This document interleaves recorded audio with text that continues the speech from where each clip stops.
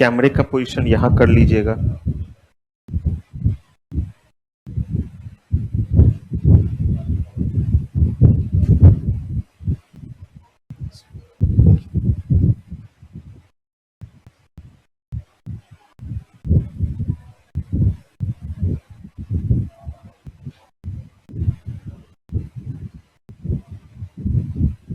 ठीक है सर, अब कर सकते हैं स्टार्ट।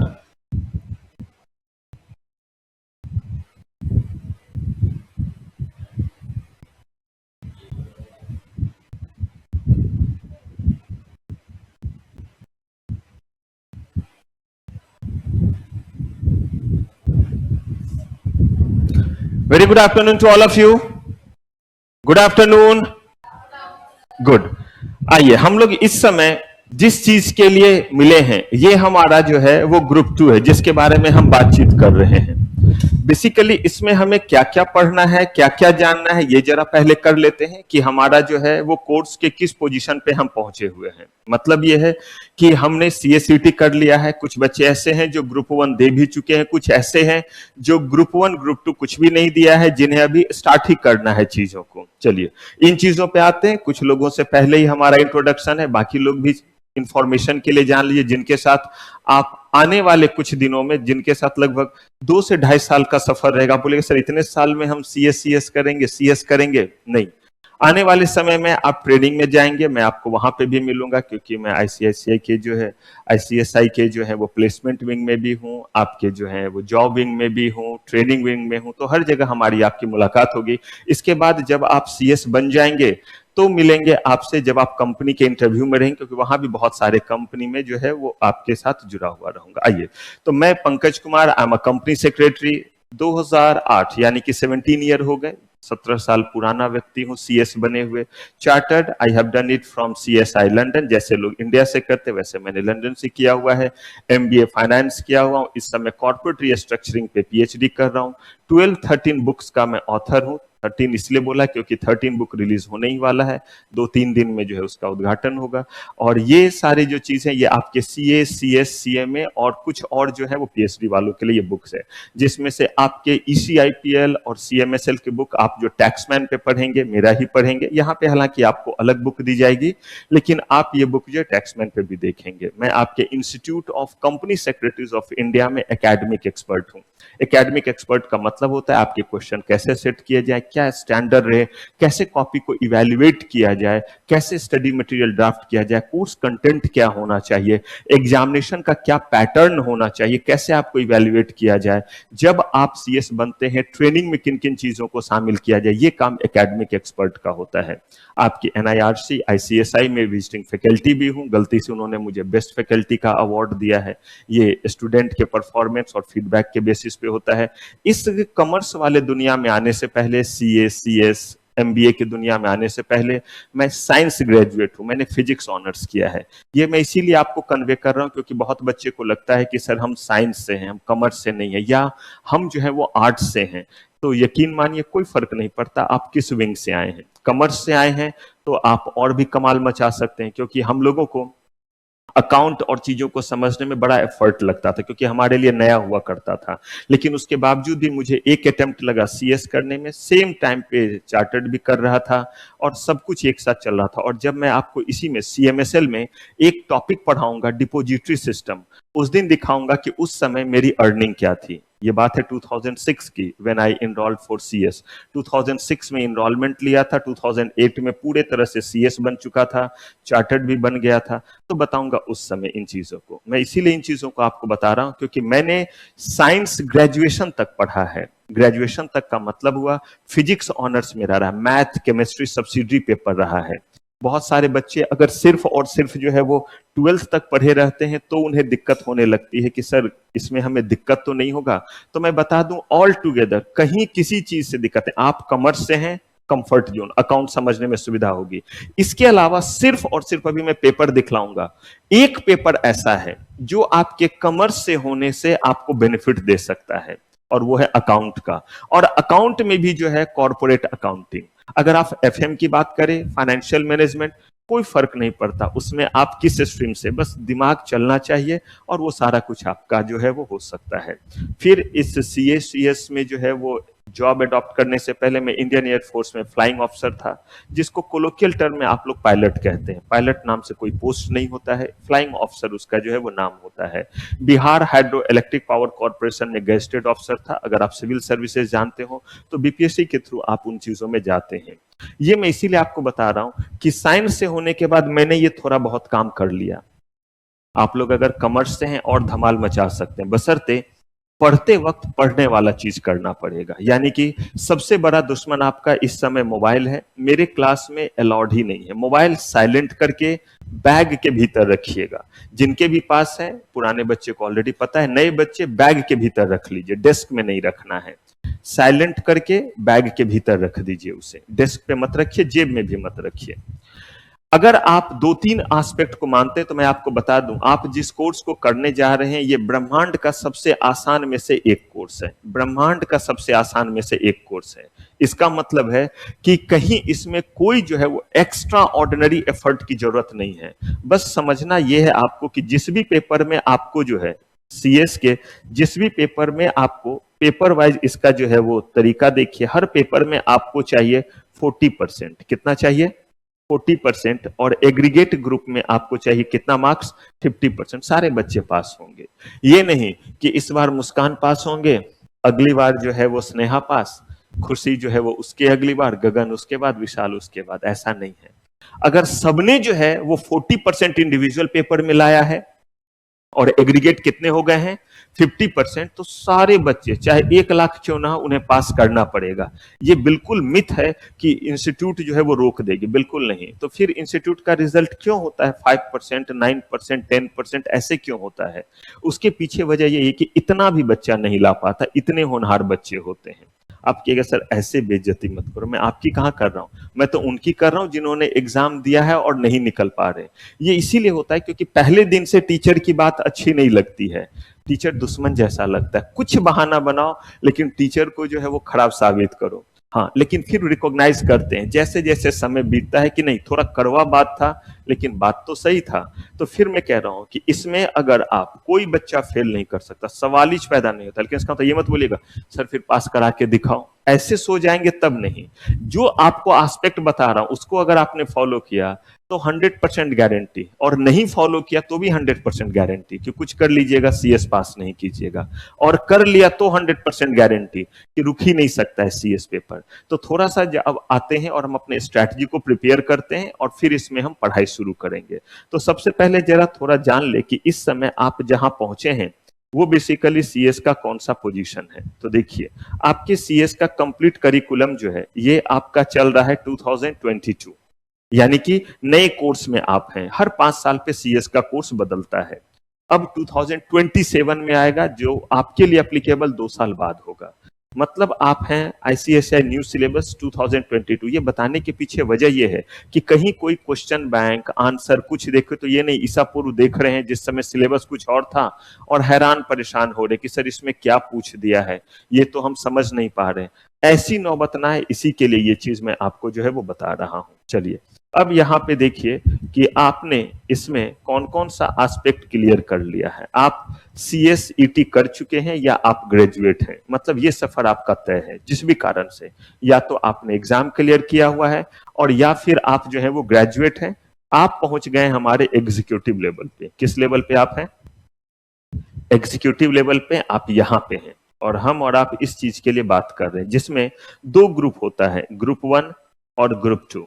ग्रुप 1 में जो है वो टोटल 4 पेपर्स हैं जो आपको दिख रहे, थोड़ा छोटा कर दूं तो एक ही स्क्रीन पे दिख जाएगा।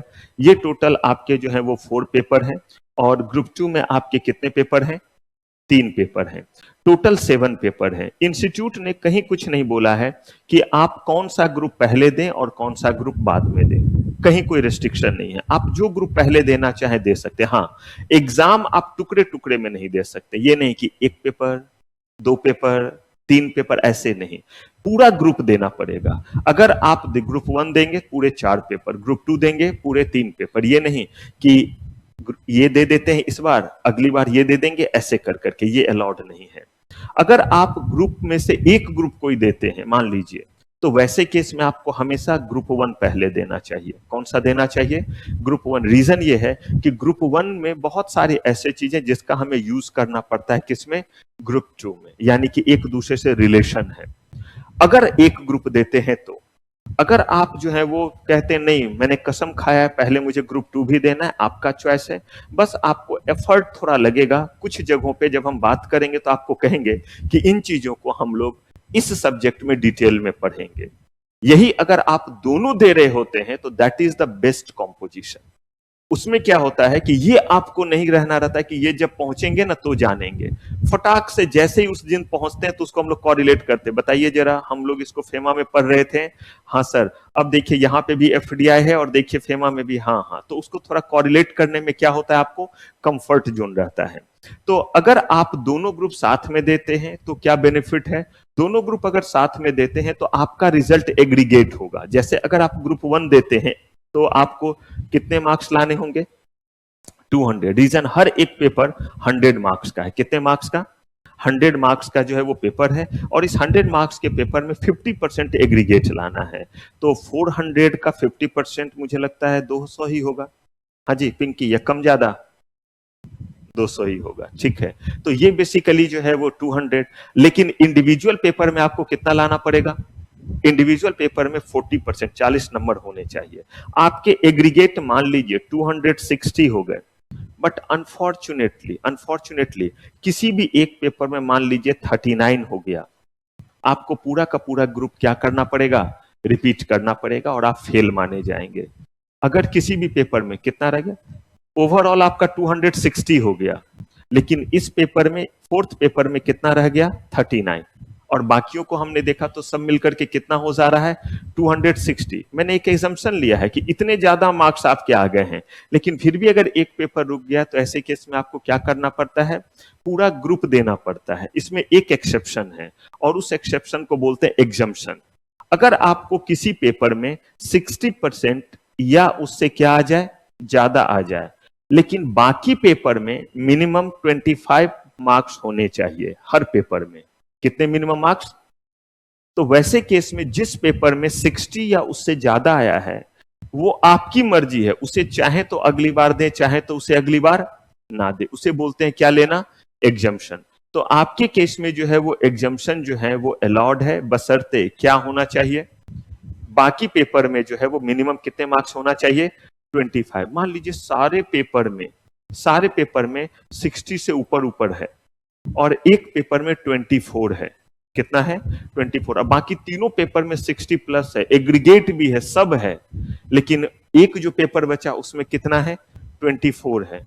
तो किसी में एग्जम्पशन आप क्लेम नहीं कर सकते हैं। आपको फिर से सबको क्या करना पड़ेगा? रिपीट। तो आपका पासिंग पैटर्न क्या है? इंडिविजुअल पेपर में 40, एग्रीगेट जो है वो 50%, राइट। अगर एग्जम्पशन चाहते हैं तो हर पेपर जो जो आपने दिया है उसमें मिनिमम होना चाहिए कितना? 25। और उसके बाद जिस पेपर में 60 या 60 से ज्यादा है वो एग्जम्प्ट हो जाएगा। एग्जम्पशन के लिए आप चाहे तो एग्जम्पशन क्लेम करें, चाहे तो एग्जम्पशन क्लेम ना करें। जैसे आपको लगता है सर मेरे ये 2 पेपर तो अच्छे हैं, दूसरे में ही तो हमें दिक्कत है, तभी तो पूरा नहीं हुआ, तभी तो हम पास नहीं किए। अगली बार पता चला उसमें हम किसी तरह से 40 तो ले आएंगे, लेकिन 50 उससे एग्रीगेट पूरा होगा, इसमें मुश्किल है। आपकी मर्जी, आप एग्जम्पशन मत लीजिए, क्योंकि एग्जम्पशन लेने के लिए एक्स्ट्रा पैसे इंस्टीट्यूट को देने पड़ते हैं। जब आप फॉर्म फिल करेंगे तो वहां टिक लगा हुआ रहेगा कि क्या आप एग्जम्पशन क्लेम करना चाहते हैं, यस या नो। जैसे ही आप वहां पे टिक करेंगे अमाउंट थोड़ा बढ़ जाएगा, जो आपका फी लगेगा एग्जामिनेशन फी, उसमें वो ऐड कर देते हैं। अमाउंट तो एक अलग चीज है, वो तो मॉनेटरी टर्म हो गया। मेन एस्पेक्ट आपका है कि अगर आपको लगता है वो पेपर अच्छा है तो लोग उस पे एग्जम्पशन नहीं भी क्लेम करते। वो बोलते नहीं इसमें तो अच्छा है 70 आ जा रहा है, दूसरे में अगर 40 भी आया तो उसके 50 को पूरा करने में ये क्या करेगा? मुझे मदद करेगा। जब बोथ ग्रुप आप साथ में देते हैं तो बच्चे, इसीलिए बोथ ग्रुप साथ में देने वाले को थोड़ा फायदा है कि एग्रीगेट आपको कितना लाना पड़ेगा बताइए तो? अगर बोथ ग्रुप साथ में देंगे तो 350, क्योंकि 50% लाना है। 7 पेपर दे रहे हैं, 700 मार्क्स, 50% यानी कि 350 आपको लाना रहेगा। और इंडिविजुअल में कितना? 40। अब अगर इस बार इधर वाले में मान लीजिए सिर्फ और सिर्फ 40-40 आया, और 40-40 आया तो एग्रीगेट कितना बनेगा? 160। लेकिन इधर आपके जो है वो मार्क्स मान लीजिए आ गए 200, एग्रीगेट कितने आ गए? अब ये जब हम ऐड करेंगे तो ये हो गया 360। आप दोनों ग्रुप में पास माने जाएंगे, लेकिन अगर आप सिर्फ इस ग्रुप को दिए रहते तो आप पूरे तरह से फेल माने जाते और हर पेपर आपको देना पड़ता।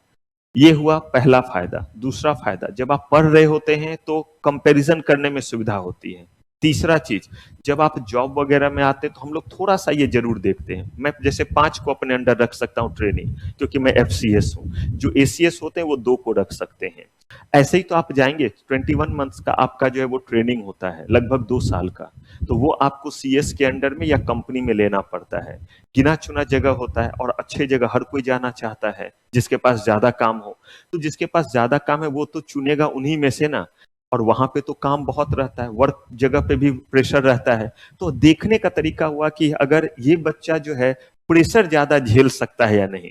तो अगर आप बोथ ग्रुप देख करके आ रहे हैं तो थोड़ा सा ये परसेप्शन है मार्केट में कि ये बच्चा ज्यादा प्रेशर क्या कर सकता है, हैंडल। क्योंकि एक साथ इसने कितने पेपर निकाले हैं, 7। और ये नहीं है कि वो पेपर इस बार दिया और सर ये तो मेरा पहला अटेम्प्ट नहीं है, इससे पहले भी हम दिए हैं और एग्जाम क्लियर नहीं कर पाए हैं। कोई फर्क नहीं पड़ता, जिस बार भी नहीं क्लियर हुआ नहीं हुआ, लेकिन जब आप देंगे तो बोथ ग्रुप अगर आप क्या कर रहे हैं साथ, पहले भी हमने दिया, मान लीजिए ग्रुप 1 दिया था या ग्रुप 2 दिया था, क्लियर नहीं हो पाया, कोई बात नहीं। अब अगर आप क्या बोथ ग्रुप इस बार साथ में दे रहे हैं, हाँ, तो आप जो है वो जो दोनों ग्रुप देंगे एलिजिबल होंगे और आप जो है वो रैंक होल्डर बन सकते हैं। चाहे आपको 400 में 400 क्यों ना हो, 300 में 300 क्यों ना हो, लेकिन अगर आप अलग अलग देते हैं तो कभी भी रैंक होल्डर नहीं बन सकते हैं। लेकिन अगर यही आप इकट्ठे देते हैं और आपको मिनिमम 55% आ जाता है तो आप टॉप 25 में आ सकते हैं, रैंक होल्डर बन सकते हैं। तो ये बेसिकली इसमें जो है वो कुछ बेनिफिट्स है। हाँ, जरा ड्रॉबैक की बात कर लें कि नुकसान क्या है। नुकसान है कि आपको एक साथ 7 पेपर पढ़ने पड़ते हैं, मेहनत ज्यादा करना पड़ता है। आपका तो नहीं पता, मैं गरीब और तुच्छ प्राणी था, आप लोग तो बड़े बड़े लोग हैं। मैंने एक साथ ही दिया था और आपको बताया खुद साइंस से था और उस समय चार्टर्ड भी कर रहा था लंदन से, और वो भी सारे पेपर एक साथ दिए थे, यानी फर्स्ट अटेम्प्ट फर्स्ट ड्यू दिया था। 2 ही बार सीएस का पेपर दिया है, एक बार एग्जीक्यूटिव एक बार प्रोफेशनल, काम खत्म। और साथ में ट्रेनिंग भी चल रही थी। तो फिर मैं बोलूंगा, मैं गरीब और तुच्छ प्राणी, आप बड़े लोग हैं। आजकल तो ये जिंदगी ना मिलेगी दोबारा, जो है यहाँ जी भर जियो। बहुत ध्यान रखना पड़ता है, इतना टेंशन क्या लेना, टेंशन नहीं लेना रहता। कोर्स इस तरह से बना हुआ है, ऐसा है एक बुक है और जो बुक आपको दूंगा उससे बाहर कुछ नहीं पूछेगा। और उस बुक को भी जब आप रिवाइज करेंगे तो 250 या 300 पेज की बुक जो है वो बदल करके 100 पेज में हो जाता है, और उतना बस आपको ध्यान रखना है। लेकिन फिर आप सोच लीजिए कि बच्चे इतने होनहार कि उसमें भी क्या करने लगते हैं, कैंची चलाने लगते हैं कि सर इससे भी कम कुछ हो सकता है। तो वो नहीं, अगर आप जो है वो सिर्फ उस चीज को फॉलो कर लेते हैं, राइटिंग प्रैक्टिस अच्छे से कर लेते हैं, तो कहीं कोई दिक्कत नहीं। ये तो आपके कोर्स के बारे में था। अब ये जान लीजिए कि इस समय ग्रुप 2 में मैं आपके साथ रहूंगा सीएमएसएल में, जिसका नाम है capital market and securities law. दूसरा economic commercial and intellectual property law, यानी कि ये 2 पेपर मैं आपको पढ़ाऊंगा। ये जो है वो सचिन सर आपको पढ़ाएंगे। सीए हैं वो आपको पढ़ाएंगे टैक्स वाला पेपर। इसके अलावा ग्रुप 1 में जो है आप मुझसे पढ़ेंगे जीआईजीएल, मैं आपको पढ़ाऊंगा, और एसबीआईएलएल ये मैं आपको पढ़ाऊंगा। यानी कि सीएस में 70% या उससे ज्यादा चीज मैं पढ़ाऊंगा, प्लस बाकी सारे सब्जेक्ट भी आप किस तरह से कर रहे हैं ये सुपरविजन मेरे पास रहता है।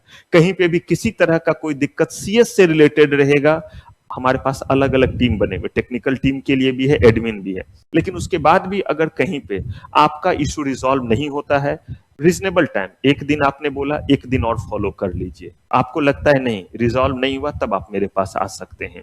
एकेडमिक के लिए तो हूं ही, इसके अलावा भी कोई चीज सीएस से रिलेटेड रहे, आपका बुक नहीं मिला है, पेमेंट वगैरह क्लियर है, कोई भी ऐसा इशू रहे, तो आप मुझ तक पहुंच सकते हैं सीएस में। सीएस में मैं आपके लिए लास्ट पॉइंट ऑफ कांटेक्ट रहूंगा। अगर किसी भी तरह का आपको जो है वो कोई इशू होता है तो किसी और सब्जेक्ट में भी, मेरे सब्जेक्ट में भी आप मुझसे मिल सकते हैं। किसी और सब्जेक्ट का रहा तो भी, बुक का या कोई और चीज, बार बार के बाद ऐप नहीं चल रहा है, ऐप में कोई इशू आ रहा है, लोग बात नहीं सुन रहे हैं, आप मिल सकते हैं। चलिए, इन चीजों के बाद अब जरा हम लोग आते हैं और अपनी स्ट्रैटेजी बनाते हैं कि आखिर हम पढ़ेंगे कैसे।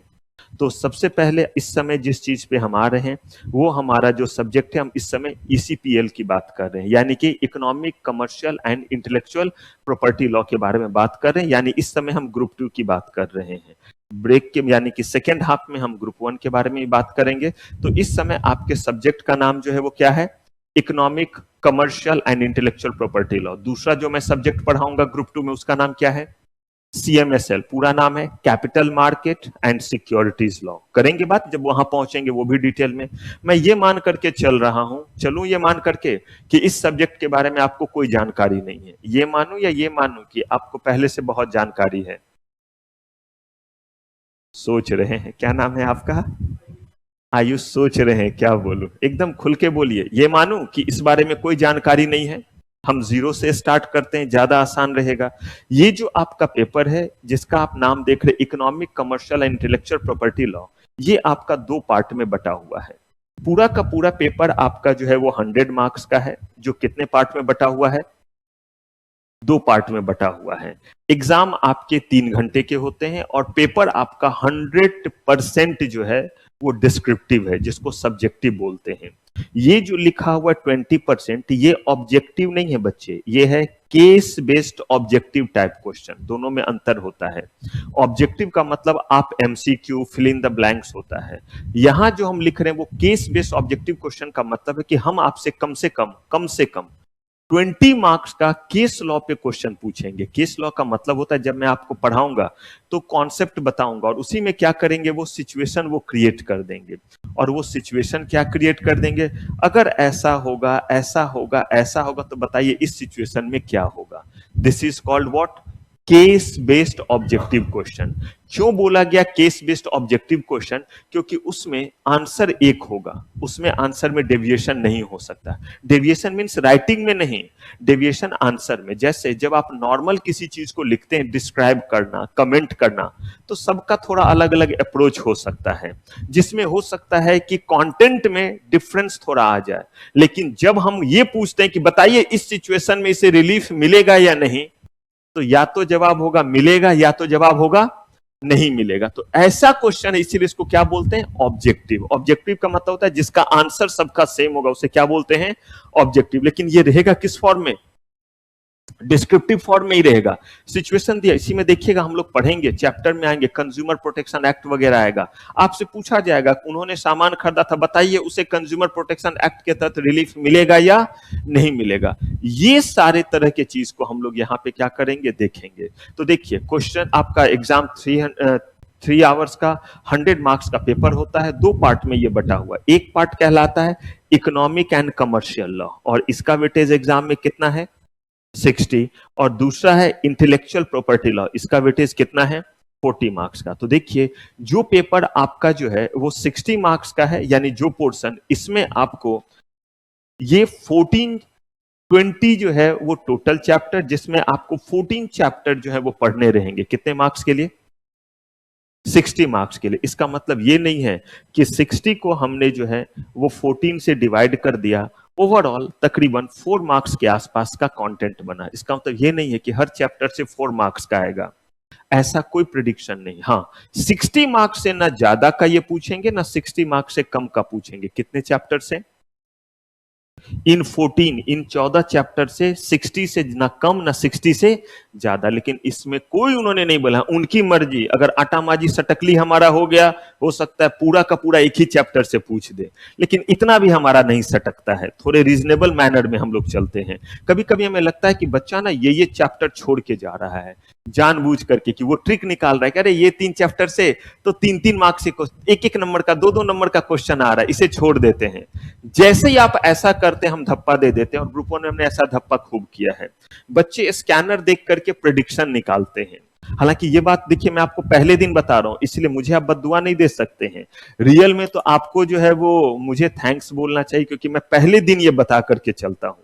उसके बावजूद भी बच्चा जो है वो स्कैनर देखता है। हम भी देते हैं स्कैनर पे, क्योंकि पापी पेट के लिए बुक भी लिखना पड़ता है, मैंने भी लिखा हुआ है।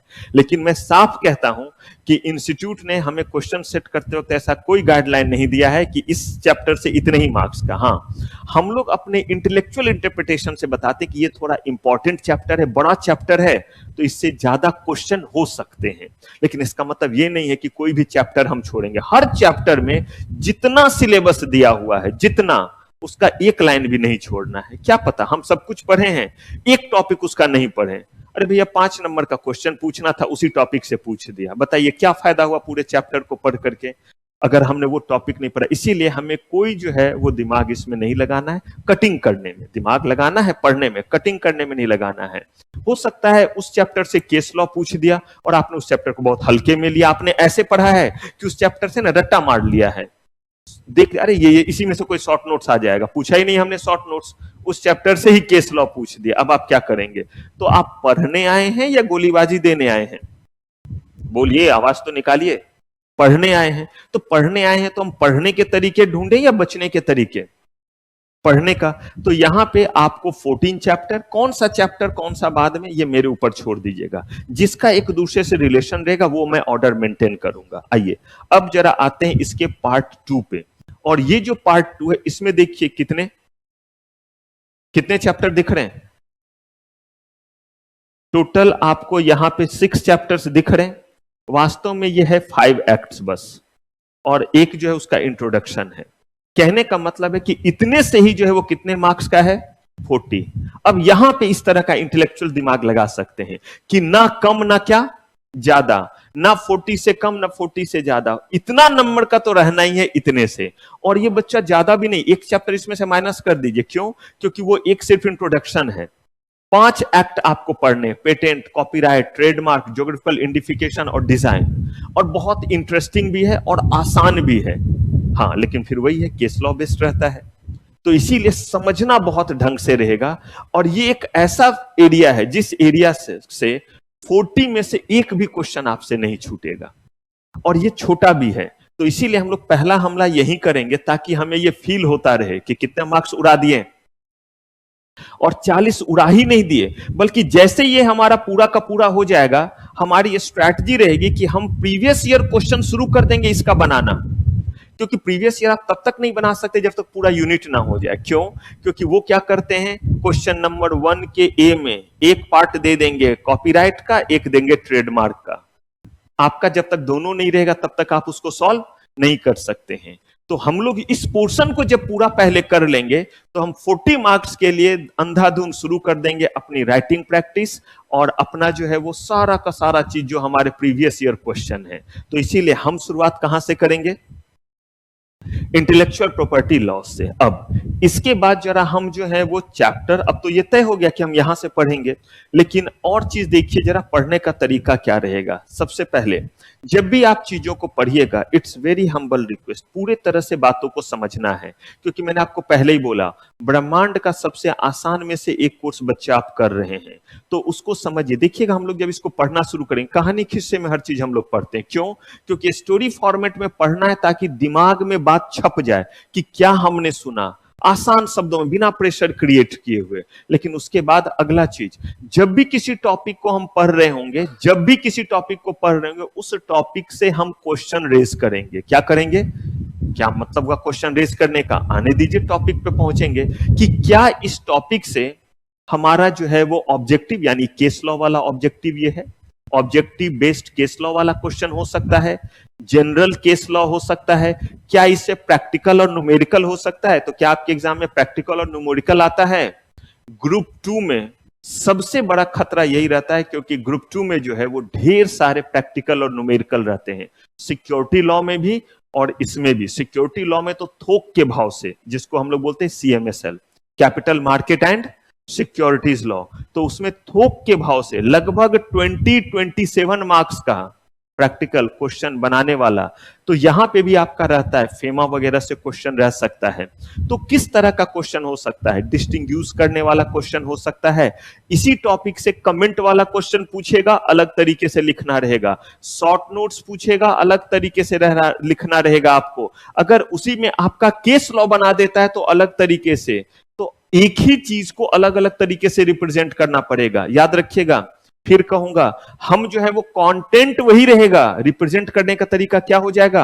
बदल जाएगा। और वो दिखाऊंगा भी, जैसे ही कुछ पढ़ाना शुरू करूंगा तो बताऊंगा कि ऐसे पूछा गया तो देखिए इसी बात को कैसे लिख रहे हैं, और ऐसे पूछा गया तो कैसे लिख रहे हैं, कमेंट पूछा गया तो कैसे लिख रहे हैं। क्योंकि अगर आपने उस तरीके से आंसर नहीं दिया, मार्क्स की ऐसी की तैसी कर देते हैं, यानी कि सेम कंटेंट लिखा है लेकिन जो है भिखारियों जैसे मार्क्स मिलते हैं या नहीं मिलता है। अभी कॉपी भी दिखलाऊंगा, आप देखेंगे ये बिल्कुल सेम कॉन्सेप्ट है। खाना बना हुआ है चावल दाल सब्जी रोटी, आप खाने के लिए बैठे, एक ही थाली लिया, उसी में जो है वो चावल लिया, उस पे दाल रख दिया, सब्जी बगल में रोटी लिया, टीवी के सामने बैठ गए और ऐसे ऐसे खाना शुरू कर दिया। लेकिन सोचिए इतने ही खाने को हमें सर्व करना है और किसको सर्व करना रहेगा, कोई गेस्ट आए हैं तो क्या बोलेंगे, एक ही थाली में सब कुछ लेंगे, बोलेंगे ले ठूस ले मर जा? नहीं। अब उसको क्या करेंगे, एक थाली लिया, दो कटोरे लिए, एक में दाल डाला, एक में सब्जी, खाना वही बना हुआ है, थाली में जो है वो रोटी और चावल दिया और तरीके से सर्व किया, या डाइनिंग टेबल पे या नीचे आसन जैसे करके आप करें, इस तरीके से देंगे। सब अच्छा बना हुआ है लेकिन आपने एक ही में सब जो है वो गीज गाज करके दे दिया, क्रिटिसिज्म होगा, जबकि टेस्ट में कोई गड़बड़ी नहीं, बहुत बढ़िया सब्जी था आपका, दाल भी बहुत टेस्टी आपने बनाया था, लेकिन सामने वाला सबसे पहले बोले कोई तरीका ही नहीं, जानवरों की तरह ये सर्व करते हैं। अब मुझे बताइए, सारे किए धरे पे पानी फिर गया, इतना अच्छा खाना बनाया था लेकिन सुनने को तो खराब चीज ही मिला, जबकि खाने के टेस्ट में कोई दिक्कत है नहीं। तो बिल्कुल वैसे ही यहां पे है, हम हर तरह के क्वेश्चन को हर टॉपिक से ही पहले ही रेज कर लेंगे, यही काम आपका रहेगा कि सर इसमें कमेंट बेस्ड हो सकता है, हाँ चलिए देखते हैं कमेंट बेस्ड कैसे हो सकता है। जब आप इस तरह से वर्क करेंगे तो एग्जाम से डर नहीं लगेगा।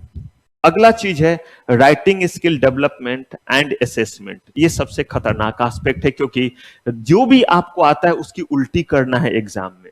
कितने बच्चों को बहुत कुछ आता रहता है, और बच्चे ये बात बहुत ध्यान से सुनिएगा और इसको जरूर फॉलो कीजिएगा, नहीं तो फॉलो तो सब इसको करते हैं लेकिन एक अटेम्प्ट के बाद तो वो भक्त बन जाते हैं, जब उन्हें लगता है कि इसी चीज के कारण गड़बड़ी हुआ, वरना हमें आता तो हर चीज था। तो ये चीज देखिए, पहले दिन ये बात कर रहा हूं, ऐसा नहीं कि सिर्फ आप ही के बैच में ये पहले दिन कर रहा हूं, हर जगह ये पहले दिन बोलता हूं ताकि एक भी दिन हमारा वेस्ट ना हो, पहले दिन से हम इसी अकॉर्डिंग काम करें। तो राइटिंग स्किल में बताऊंगा आपको कमेंट बेस्ड और ये क्वेश्चन कैसे करना है, लेकिन उसके बाद आपको हर दिन इसकी प्रैक्टिस करनी बिना कोई दिन गैप किए हुए। मतलब आज अगर मेरी क्लास हो रही है तो मेरे आज के पढ़ाए हुए चीज को मेरे अगले क्लास से पहले रिवाइज करके आइए, सीधे मुंह उठा के मत आइए, पहला रिक्वायरमेंट। दूसरा, इस बीच में सिर्फ और सिर्फ 10 मिनट की क्या कर लीजिए, राइटिंग प्रैक्टिस 10 मिनट। और 10 मिनट का मतलब हो गया कि आप जो है वो एक पेज आधे पेज इतने लिखने की प्रैक्टिस करना है। रीजन ये कि आपके एग्जाम में जो 100 मार्क्स का पेपर है, ये कितने देर में आंसर करना है, 3 घंटे। 3 घंटे को मैंने मिनट में बदल दिया, सही बदला है? हाँ जी, खाओ गगन रहो मगन, ठीक किया। 180 मिनट होंगे या कम ज्यादा? 180 मिनट, 3 घंटे का मतलब 60 से मल्टीप्लाई किया है।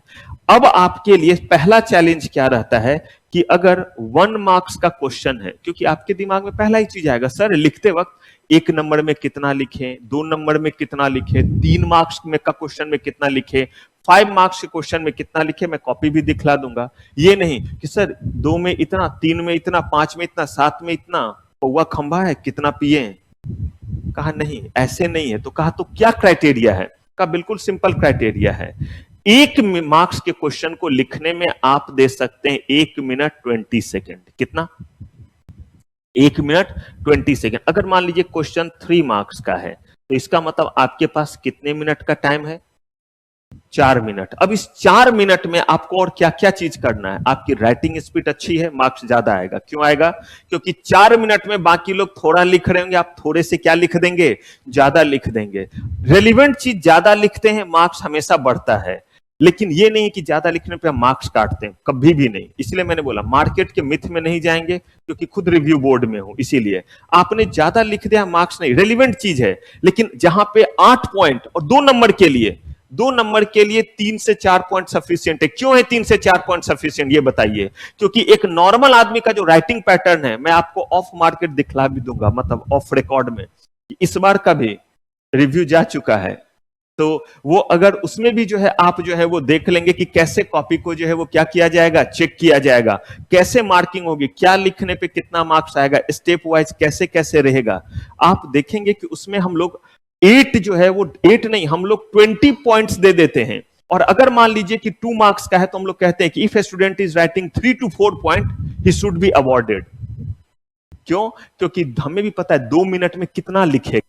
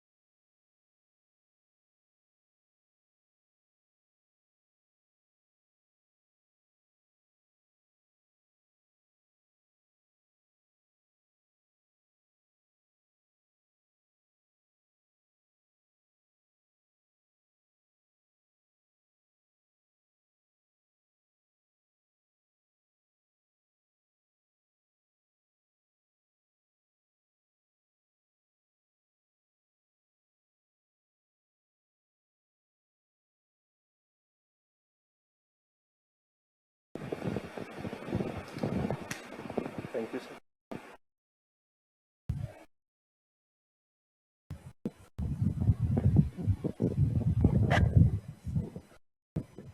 बाकी तो हमारे धुरंधर पहले से हैं। देखिए बाकी लोग अभी भी जो है वो इंतजार में बैठे, और देखिएगा जैसे ही जो है वो 2 क्लास 3 क्लास होगा तब पहुंचेंगे और टीचर की मुश्किल बढ़ाएंगे कि सर अब हमें क्या करो, पहले रिपीट और उसके बाद फिर आगे। और अभी ये ग्रुप 1 के कुछ बच्चे जिन्होंने एग्जाम दिया था, अभी देखिए एकदम मौज में है। अब जो है ये मौज से कब निकलेंगे देखिएगा, जुलाई में, 1 महीने बर्बाद करके, जबकि जून में एग्जाम हो जाता है। बस ये सब टाइम जो यूज कर लेता है बच्चा उसका, क्योंकि इस बीच में अगर मान लीजिए आपका कोर्स स्लो जा रहा है तो इसका मतलब राइटिंग प्रैक्टिस हम ज्यादा कर सकते हैं या नहीं। हमेशा हम लोग कोर्स के शुरुआत में राइटिंग प्रैक्टिस पे बहुत फोकस करते हैं। क्यों? क्योंकि बाद में इतना ज्यादा कोर्स का प्रेशर आता है कि राइटिंग प्रैक्टिस खुद ब खुद थोड़ी कम हो जाती है। तो इसीलिए शुरू में क्या कर लेना चाहिए, और इस समय बच्चा आराम से भागा हुआ रहेगा। चलिए, तो हम लोग बेसिकली बात कर रहे थे कि आज आपको जो पढ़ाया है उसे क्या कीजिए, मेरे अगले क्लास से पहले क्या करके आ जाइए, रिवाइज करके। ये पहला रिक्वायरमेंट। दूसरा, आपको 10 मिनट कम से कम टाइम देना है लिखने के लिए। और लिखने के बारे में बता रहा था कि लिखते वक्त कैसे लिखेंगे। जो भी, अगर जैसे मैं आपको गाइडलाइन आंसर वगैरह दूंगा, जो एग्जैक्ट पूछे हुए क्वेश्चन है हम उसकी ज्यादा प्रैक्टिस करते हैं, ताकि आपको स्टैंडर्ड पता चले कि किस स्टैंडर्ड का क्वेश्चन आपसे पूछा जा सकता है। ऐसे में कोई क्वेश्चन बना दूंगा वो, और जो स्टैंडर्ड इंस्टीट्यूट का है क्वेश्चन का, इन दोनों में अंतर होता है। हाँ, अब ये इत्तेफाक की बात है कि मैं ही दोनों जगह काम करूं तो अलग बात है, तो क्यों ना हम पहले उसी क्वेश्चन को करें जो क्वेश्चन इंस्टीट्यूट ने पूछा हुआ है। तो उसमें आपको प्रैक्टिस करते वक्त क्या ध्यान रखना है, अगर 3 मार्क्स का क्वेश्चन तो कितने देर में हो जाने चाहिए, 4 मिनट। तो मुझे एक चीज बताइए, आज आपने 3 मार्क्स के एक क्वेश्चन लिखना है तो कितना टाइम देना है? तो मैं आपको 10 मिनट कह रहा हूं, इसका मतलब है 1 या 2 ही क्वेश्चन तो कह रहा हूं लिखने के लिए, नहीं कह रहा हूं 2 भी मत जाइए शुरू में जो है वो एक ही क्वेश्चन की। लेकिन जब भी क्वेश्चन लिखिए, ये नहीं कि बस लिख रहे हैं। एक होता है हाँ लिखते हैं, इधर लिख भी रहे हैं, टोई टोई मत बजा, मोबाइल बजा, साथ में रिप्लाई भी कर दिया, नहीं, ऐसे करके बस मत कीजिए। अगर लिख रहे हैं तो ऐसे लिखिए कि एग्जाम में बैठे हैं, 3 मिनट में ही खत्म करना है। और लिखते वक्त ऐसे नहीं, 2 तरीका होता है। एक होता है कि जैसे मैं भी पढ़ा रहा हूं और मैं आपसे कैसे बात कर रहा हूं, देखिए हम क्या करेंगे कि CMSL में पहले उन चैप्टर को करेंगे, देख रहे हैं ये स्लो मोशन हो गया। तो एक होता है कि जहां पे आप जो है वो बैकफुट पे रहें, और एक होता है जहां आप दम लगाएं। लिखते वक्त भी होता है, कुछ लोग लिख रहे होते हैं, लिख लूं तो बुरा तो नहीं मानेगा, लिखूं, लग रहा है पूछ रहे हैं पेन से। और एक हुआ लिखना शुरू किया, मार्जिन ड्रॉ किया, यस लिखते गए, जैसे ये क्वेश्चन खत्म हुआ अगले पे आ गए, ये नहीं। और एक हुआ कि एक लिखा उसके बाद नहीं, एग्जाम में भी ऐसे नहीं, कहीं भी नहीं। अगर 10 मिनट लिखना है, अरे 10 मिनट लगातार नहीं लिख सकते, 3 घंटे लगातार लिखना है। और यकीन मानिए उस 3 मिनट में अगर आपने 5 मिनट भी इधर उधर किया, क्वेश्चन ही पूरा नहीं होगा, नहीं होगा क्वेश्चन पूरा हो आपका। इस तरह से हम लोग क्वेश्चन को डिजाइन करते हैं। तो बताइए वो प्रैक्टिस एग्जाम हॉल में कीजिएगा या पहले कीजिएगा? अगर पहले नहीं कीजिएगा तो किसी शर्त पे पूरा नहीं कर पाइएगा। तो हाथ इतना फ्री होना चाहिए लिखने में कि अगर क्वेश्चन आया आराम से उठाएं और लिखना शुरू किया, और एकदम थोड़ा चढ़ करके लिखना जिसे बोलते हैं, ये आपको बस काम करना है। अगला चीज, पढ़ने के लिए क्या क्या चीज आप यूज करेंगे, आपको जो है वो मेरी बुक दी जाएगी और क्लास में कुछ चीजों को लिखना रहेगा। कुछ चीजों को जो है मैं आपको अलग से PDF में भी दूंगा जो ब्रीफ किया हुआ रहता है। इतने ही चीज करना है। क्या इंस्टीट्यूट के मॉड्यूल को हमें पढ़ना है? तो जब तक मैं ना बोलूं तब तक नहीं। रीजन ये है कि हम लोगों ने इंस्टीट्यूट के मॉडल से ही अपना स्टडी, अपना बुक तैयार किया है। हर चीज को देख देख करके चीजों को क्या थोड़ा आसान करके किया है, ताकि वो इतने मोटे की जगह जो है वो थोड़ा पतला हो जाए और काम की सारी चीजें रहे, क्योंकि वो चीज मैं एक्सप्लेन भी कर रहा हूंगा। इसके बाद आपको जो पढ़ाना है वो है प्रीवियस ईयर पेपर। याद रखिए मैंने स्कैनर वर्ड नहीं बोला है। प्लीज जैसे मैं कह रहा हूं उसी को फॉलो कीजिए। मुझे स्कैनर से दुश्मनी नहीं है, क्यों दुश्मनी रहेगा? मेरा ही स्कैनर है CMSL का, मेरा ही स्कैनर ECIPL का भी है जो मार्केट में बिकते हैं टैक्समैन नाम के पब्लिकेशन के जरिए। इसका मतलब प्रचार नहीं कर रहा हूं, नहीं खरीदने आपको, ये कह रहा हूं। अब बोलेगा क्यों सर अपने पेट पे लात मार रहे हो? बहुत बच्चे हैं उसे लेने वाले, क्योंकि टैक्समैन उसे बेच रहा है। मुझे उसकी चिंता नहीं करनी, वो गरीब आदमी को रॉयल्टी पहुंचा देगा। आपको इसीलिए नहीं, क्योंकि आपको मैं दूंगा गाइडलाइन आंसर, क्योंकि गलती से मैं ही रिव्यू बोर्ड में हूं, तो वहां जो आंसर दिए जाते हैं चेक करने वक्त, वो आपको ऑलरेडी मिलेगा प्रीवियस ईयर के। ये मिलेगा सॉफ्ट कॉपी में, ग्रुप बनेगा हमारा, सब्जेक्ट वाइज भी हमारा ग्रुप बनेगा, उसमें आपको जो है वो क्या किया जाएगा, उसमें आपको दिया जाएगा।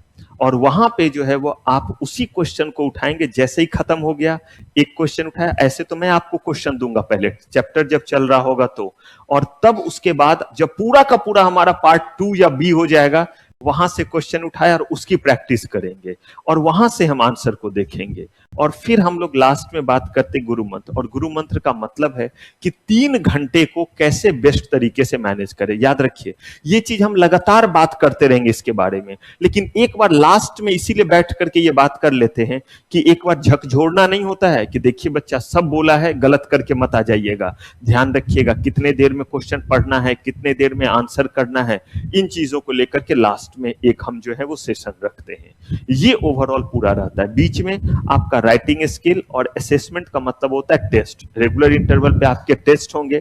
टेस्ट का शेड्यूल इस आपको पहले दिया हुआ रहेगा। कुछ टेस्ट में सरप्राइज, मेरी आदत थी सरप्राइज लेने का, लेकिन मैं खुद सरप्राइज होने लगा, बच्चा बहुत गंदा परफॉर्म करने लगा।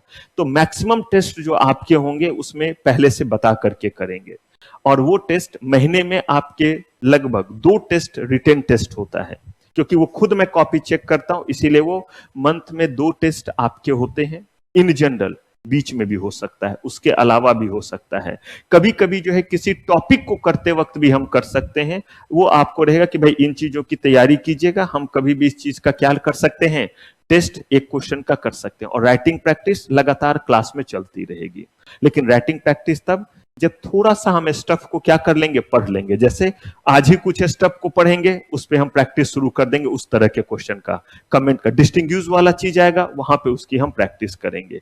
ये हमारा स्ट्रैटेजी रहेगा। आपके 2 कॉपी होंगे, एक जो है वो क्लास वर्क की कॉपी होगी, और एक आपकी कौन सी कॉपी होगी, होमवर्क की कॉपी होगी। याद रखिए, नहीं फॉलो कीजिएगा आप बाद में पछताइएगा, काइंडली फॉलो कीजिए। घर में एक कॉपी रखिए और उसमें डेट डाल करके रिवाइज कीजिए। जो भी, जैसे मैं अभी पढ़ाऊंगा आपको, पढ़ाते वक्त जो भी पढ़ा कुछ तो लिखेंगे घर में, ये नहीं बोल रहा हूं क्वेश्चन आंसर नहीं, पढ़ते वक्त जैसे मान लीजिए मैंने पेटेंट बोला, पेटेंट में क्या क्या होता है, तो इन्वेंटिव स्टेप्स होता है, इन्वेंटिव स्टेप्स, और क्या होता है, इंडस्ट्रियल एप्लीकेशन होता है, इंडस्ट्रियल एप्लीकेशन, ऐसे ही लिखें। ऐसे भी लिखिए तो उसी कॉपी में लिखिए डेट डाल करके, ताकि आपको पता चले कि हमने आज चीजों को क्या किया है, रिवाइज। और रिवाइज करने का फिर तरीका भी बताऊंगा, जैसे ही कोई चीज पढ़ा दूंगा बताऊंगा कि इसको रिवाइज किस तरीके से करेंगे। और लिखने वाला काम उसी में डेट डाल करके लिखना है, ताकि खुद आप अपने गिरेबान में झांक सके कि सर ने इतना भौंका था और हमने उसको कितना इंप्लीमेंट किया। हम कितने दिनों से तो लिख ही नहीं रहे हैं, आज बुआ की शादी, आज उसकी शादी, आज मौसी, आज मामा, चाचा, सबके शादियों में जा रहे हैं, और ऐसा काम कर रहे हैं कि अपनी ही शादी नहीं होगी। क्यों? पढ़ेंगे, कुछ बनेंगे तब ना अपनी शादी होगी। तो बेगानी शादी में अब्दुल्ला दीवाना नहीं होना है। इसीलिए उस कॉपी से आपको पता चलेगा कि हम कितना रिवाइज कर रहे हैं। ये हमारा ओवरऑल क्या रहेगा, स्ट्रैटेजी। आप जब चीजों को पढ़ेंगे तो आप मुझसे चीजों को पूछ सकते हैं। पूछने के लिए जब हम लोग क्लास में आते हैं तो सबसे पहले हमेशा हम लोग पिछला रिवाइज करते हैं। क्या करते हैं? आप रिवाइज करके आइएगा, मेरे साथ भी रिवीजन होगी, पूछना रिवीजन दोनों हो जाता है। तब आपको मौका मिलेगा कि आप पहले पूछ लीजिए।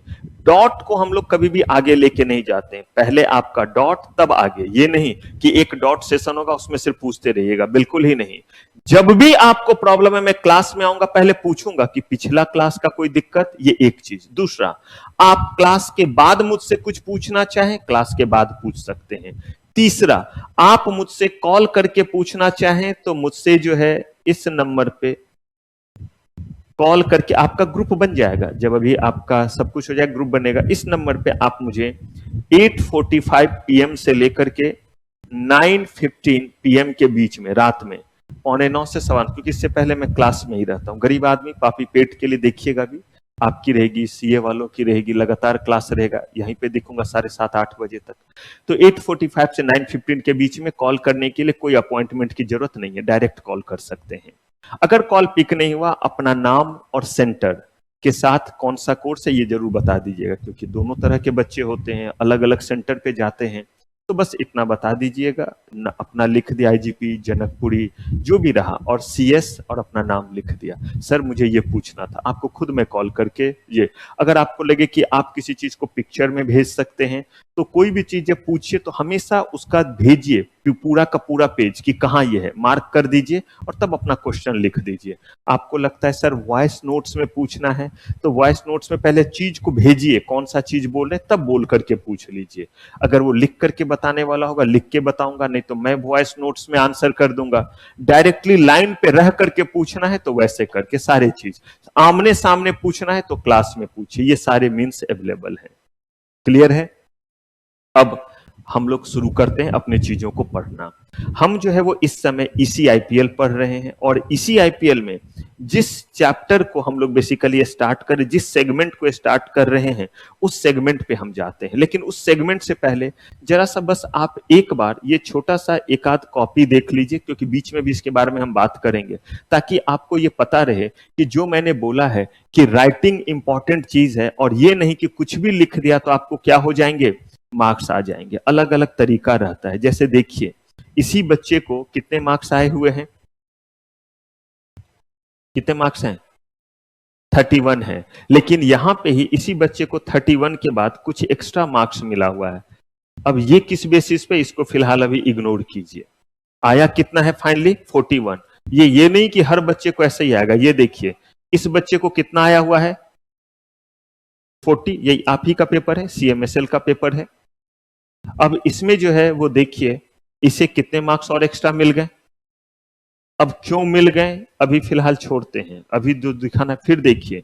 फिर ये है सीएमएसएल का ही पेपर है, लेकिन इस बच्चे को देखिए कितना आया है, 35। और लेकिन इसे फिर और कितना मिल गया है, कोई सिमेट्री नहीं है। 31 में 10 मिला, 40 में एक्स्ट्रा मिल गए। इस बच्चे को देखिए कितना आया है, 30, और 30 में इसे कुछ भी एक्स्ट्रा नहीं आया है। जा, इसकी किस्मत खराब थी? नहीं, ये अलग कुछ एस्पेक्ट हैं। अब देखिए और भी देखिए, हमेशा मार्क्स जुड़ते हैं। यहां पे देखिए जुड़ा मार्क्स नहीं, जितना था उतना ही रह गया। क्या मार्क्स कम भी होते हैं? तो ये देख लीजिए, ये जीआईजीएल का आपका ही पेपर है। जीआईजीएल का कितना है इस बच्चे को, मतलब आपके दिमाग में अगर मिथ रहे कि मार्क्स नहीं आता, उसके लिए दिखला रहा हूं। टीचर वही है, आपको बस मेहनत करना रहता है। तो ये देखिए जरा, इस जेआईजीएल में 90 मार्क्स है, लेकिन ये 90 के बाद देखिए जरा क्या किया गया है, इसके मार्क्स ऐड किए गए या हटाए गए, हटाए गए। क्यों हुआ है ये जब आप छोड़ते हैं, अभी करेंगे बात इस पे। अभी जो दिखाना है वो ये है कि इस पेपर को जरा देख लीजिए। ये 31 मार्क्स इस बच्चे को आया है। एक दो बात इसमें बस दिखाना चाहता हूं। ये आप ही लोग का कॉपी, चेक किया हुआ कॉपी है। ये देखिए यहां से बच्चे ने आंसर शुरू किया है लिखना। क्या आंसर है वो मत देखिए, ये देखिए कि ये 5 मार्क्स का क्वेश्चन है। बच्चे ने आंसर लिखना शुरू किया, लिखना शुरू किया, लिखना शुरू किया। देखिए टिक लगा हुआ है, चेक है। एक पेज बीत गया, हाँ या ना तो बोलिए। ठीक है, अब जो है वो दूसरा पेज आया, दूसरा पेज आया, आता गया आता गया आता गया आता गया। लगभग ये देखिए यहां पेज खत्म होना है।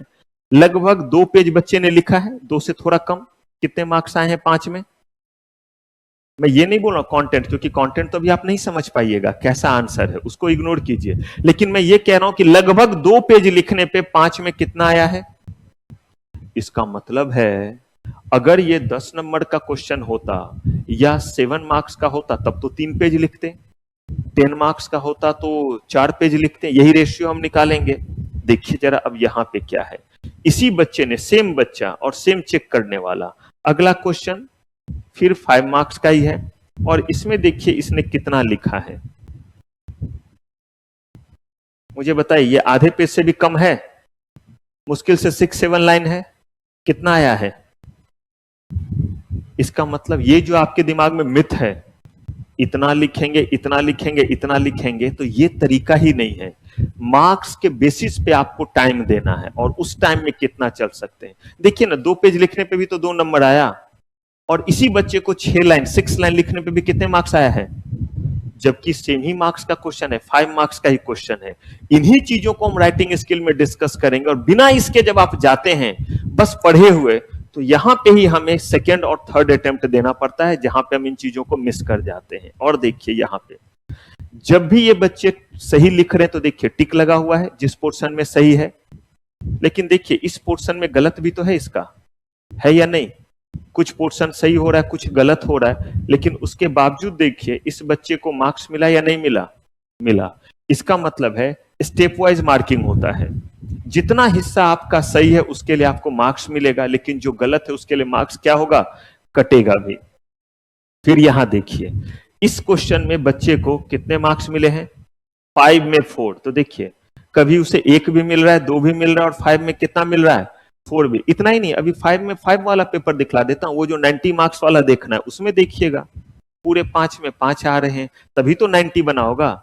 मैक्सिमम में आया होगा 100%, तभी तो एग्रीगेट 90 हुआ होगा, क्योंकि कुछ में तो 80 भी आया होगा, कुछ में 60 भी आया होगा। तो इसका मतलब हम मार्क्स देने में नहीं ऐसा करते हैं कि नहीं। अब सोचिए जीआईजीएल जैसा पेपर, इससे ज्यादा थ्योरेटिकल कोई पेपर नहीं और इससे पकाओ कोई पेपर नहीं है।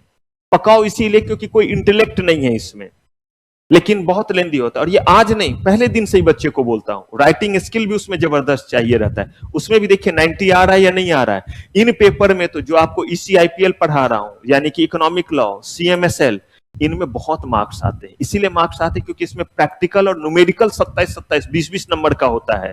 जेआईजीएल में एक भी क्वेश्चन न्यूमेरिकल वगैरह नहीं होता है, सारे थ्योरी इन क्या होते हैं? नेचर होते हैं। उसमें जो है आपका सिविल प्रोसीजर कोड, भारतीय न्याय संहिता, ये सब आता है, जिसको पहले इंडियन पिनल कोड कहते थे, क्रिमिनल प्रोसीजर कोड कहते थे, वो सब आता है। इसमें देखिए एक और चीज दिखा रहा हूं जो यहाँ पे इस बच्चे का देखिए ये पूरा गलत है, क्रॉस मार दिया, लेकिन उसके बावजूद भी देखिए सब गलत है इसका, यहां तक सिर्फ इतना पोर्शन सही है, तब भी मार्क्स दिया या नहीं दिया? पूरा पेज वो गलत था, काट दिया, बस इतना पोर्शन सही था। तो बताइए इतने के लिए मार्क्स मिला है या नहीं?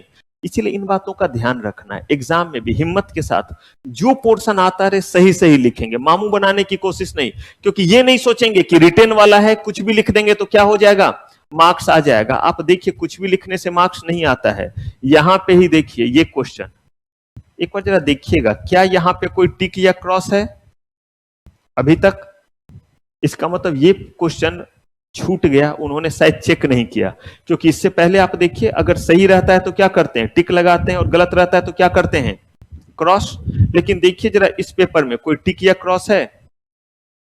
नहीं, ना यहां पे कोई क्रॉस है, ना कोई क्या है? टिक है। अब क्या मतलब हुआ? छूट गया गलती से, इंसान ही तो था, कॉपी चेक करते वक्त छूट गया उससे ये क्वेश्चन।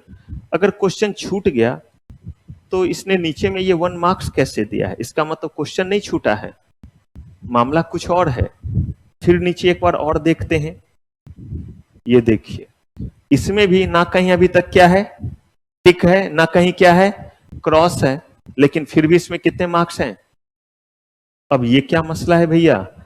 तो ये पता तब चलेगा जब थोड़ा और नीचे आते हैं। अरे शुरू हो गया, क्या लगना? क्रॉस और टिक। तो क्या उसके भीतर जॉनी लीवर की आत्मा आ गई, जिसमें भूला, एक मूवी था उसमें कभी वो भूल जाता था, कभी उसे चीज याद आती थी। कहा नहीं, जॉनी लीवर की आत्मा नहीं, और ये भूला वाली बात नहीं है, इसके पीछे कोई लॉजिक है। बताइए तो देखें वो लॉजिक किसी को याद है? बताइए क्या हो सकता है? और उसका राज आपका इसी जगह छुपा हुआ है, जिस जगह हमने जो है वो क्या किया था, जिस जगह हमने स्ट्रैटेजी के बारे में बात की थी, यहां पे वो राज छूटा हुआ है। किसके? हाँ, क्योंकि हाँ पैटर्न, जिसको आप पैटर्न बोलिए या जिसको आप फॉर्मेट बोलिए, ये देखिए ना, आपसे क्वेश्चन इतने तरीके से पूछा जा सकता है। आपसे जो क्वेश्चन पूछा, ये इसीलिए दिखला रहा हूं कि जो भक्तजन एग्जाम दे के आए हैं और जो एकदम कॉन्फिडेंट भी हैं, वो याद रखिएगा, बच्चा राक्षस अभी जिंदा है। मैंने पहले भी डिस्क्लेमर दे दिया था, 3 साल तक दोबारा मैं रीअपॉइंटेड हूं, और इस 3 साल तक सिंगल डिजिट में ही रिजल्ट रहेगा। ऐसा इसीलिए क्योंकि उसको गाइडलाइन स्टैंडर्ड इस तरह से दिया हुआ है कि सीएस, ये नहीं कि कोई भी ई रिक्शा वाला आए और सीएस बन जाए, तब तो हर ई रिक्शा वाला, तुम सीएस, तरबूज बेचने वाला मैं भी सीएस, पता चला मैं ना बोलूंगा कि मैं भी सीएस हूं। कुछ तो होना चाहिए जिसके बेसिस पे कोई क्या बने? सीएस बने। तो यहां पे क्वेश्चन पूछा गया आपसे कमेंट वाले अंदाज में, खाना चावल दाल सब्जी रोटी, बस सर्व गलत किया है आपने। क्वेश्चन था कमेंट में, आपने बताया उसको किस नेचर में। मुझे एक चीज बताइए, जब आपने गेस्ट को खाना उस तरीके से दिया तो मुझे बताइए, गेस्ट से अगर कोई ये पूछे कि दाल का स्वाद बताओ कैसा था, तो क्या बोलेगा? घटिया। हाँ या ना बोलिए। अरे भाई मैंने दाल का स्वाद पूछा है, अभी और कुछ नहीं पूछा, बस अच्छा बस इतना सिर्फ बता दो दाल का टेस्ट कैसा था, सब्जी का टेस्ट बहुत बढ़िया था। अच्छा कैसा रहा वहां पे डिनर? बकवास। अब देखिए, खाने का स्वाद अच्छा, ओवरऑल अगर पूछ रहे हैं कि कैसा रहा वहां डिनर, तो क्या बोला आपने? बकवास। यही चीज यहां पे है। नहीं है गलत तो बताइए, अगर चीज गलत नहीं है तो कैसे ये गलत कर दे? अरे भाई गलत है तब ना यहां क्रॉस लगाया है, ये बताइए। गलत है तो क्रॉस किया, और सही है तो टिक किया या नहीं? लेकिन इसमें है ही नहीं गलत, तो बेचारा कैसे गलत करेगा? देखिए, इसलिए कुछ नहीं किया। नहीं है गलत, नहीं कर सकता है वो क्रॉस, क्योंकि आपने जो लिखा है वो गलत थोड़ा ना है। दाल जो आपने दिया खराब थोड़ा ना है, जो बोलेगा खराब दाल है। सब्जी खराब थोड़ा ना है, बस किया क्या? गलत तरीके से एक ही थाली में सब दे दिया जानवरों की तरह। यही चीज यहां है। तो इन्होंने ना सही किया ना उसे गलत किया, बस इसका कहिए इच्छा सही थी तो उसने क्या कर दिया? कितने नंबर दे दिए? 1। कितने में? बस कुछ नहीं करना था, जो आपने लिखा था इसको सर्व सही से कर देते तो 5 में 5 हो सकता था। जो इस बच्चे का आया है कि ये जब चीजों को लिख रहा है तो ये सर्व कर रहा है बिल्कुल सही। अब देखते जाइए, इसका 5 में क्या आया है? 4। कॉपी देख के ही आपको थोड़ा सा क्लैरिटी दिख रहा है कुछ? अभी ये देखिए, ये वाला देखिए, इसका लिखना और इसके लिखने में आपको अंतर दिखेगा। फिर देखिए, यही बच्चा लिख रहा है, देखिए इसको भी 2 नंबर है, जिसमें अब देखिए इसी में, अब देखिए 5 में 5 है, हाँ या ना? ये मैं इसीलिए आपको दिखा रहा हूं ताकि मिथ में नहीं रहेंगे। सर थ्योरी में फुल मार्क्स नहीं आता, मुक्का ना मारूं मैं आपको। जब दिखला रहा हूं तो भी अगर अगले दिन यही बात बोलेंगे तो इतने भौंकने का क्या फायदा?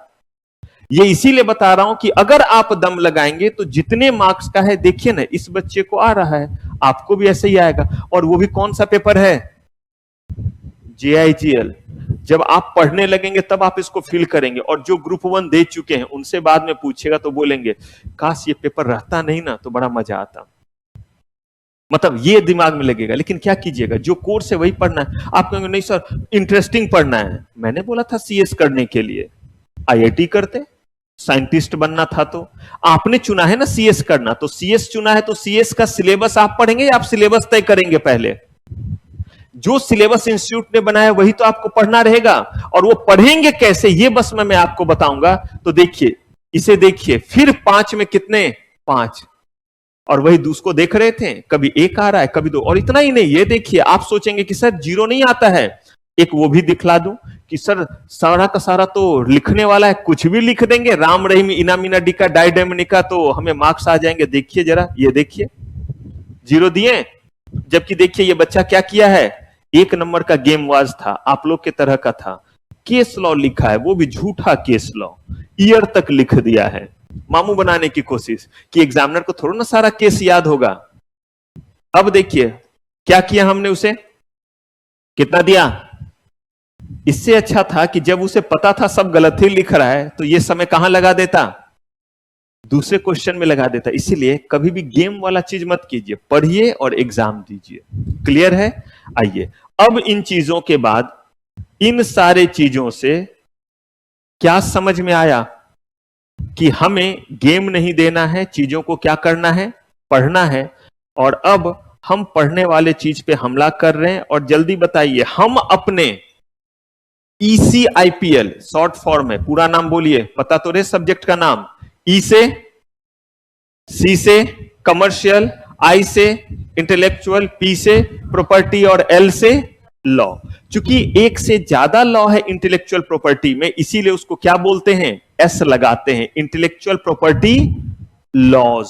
करेंगे अभी बात। तो हम इस समय अपने पार्ट 2 में हैं। हाँ जी स्नेहा, और कितने मार्क्स का ये है? 40, 40 मार्क्स का है, ध्यान रखना है, 40 मार्क्स का है। अब ये 40 मार्क्स में याद रखिए, इतू सा भी आपसे मिस नहीं होगा अगर थोड़ा ध्यान रखेंगे, बहुत आसान हो जाएगा। और आप कहेंगे सर 40 में 40 आ सकता है, तो अगर आकर के मुझसे पूछेंगे तो मैंने कॉपी दिखाया है, और मैंने दिखाया है कि कैसे 5 में 5 5 5 लगातार उस बच्चे को आ रहा है, और मैंने ये भी दिखाया है कि कैसे एक नालायक को 0 0 0 0 भी आ रहा है। दोनों मैंने ही दिखाया है। अब आपको यही ध्यान रखना है कि आपको किधर जाना है। इंस्टीट्यूट देती है, आप ला सकते हैं या नहीं ये आपके ऊपर है। टीचर टीचर जो पढ़ाएगा उसके बेसिस पे, हाँ टीचर उतना पढ़ा लिखा नहीं है आपके जितना, क्योंकि टीचर ने बस अभी सीएस किया है, 17 साल ही हुए हैं, चार्टर्ड लंदन से किया है, एमबीए फाइनेंस किया है, पीएचडी कर रहा है, एक्चुरियल साइंस कर रहा है, 12-13 बुक लिखे हुए हैं, एकेडमिक एक्सपर्ट है इंस्टीट्यूट में।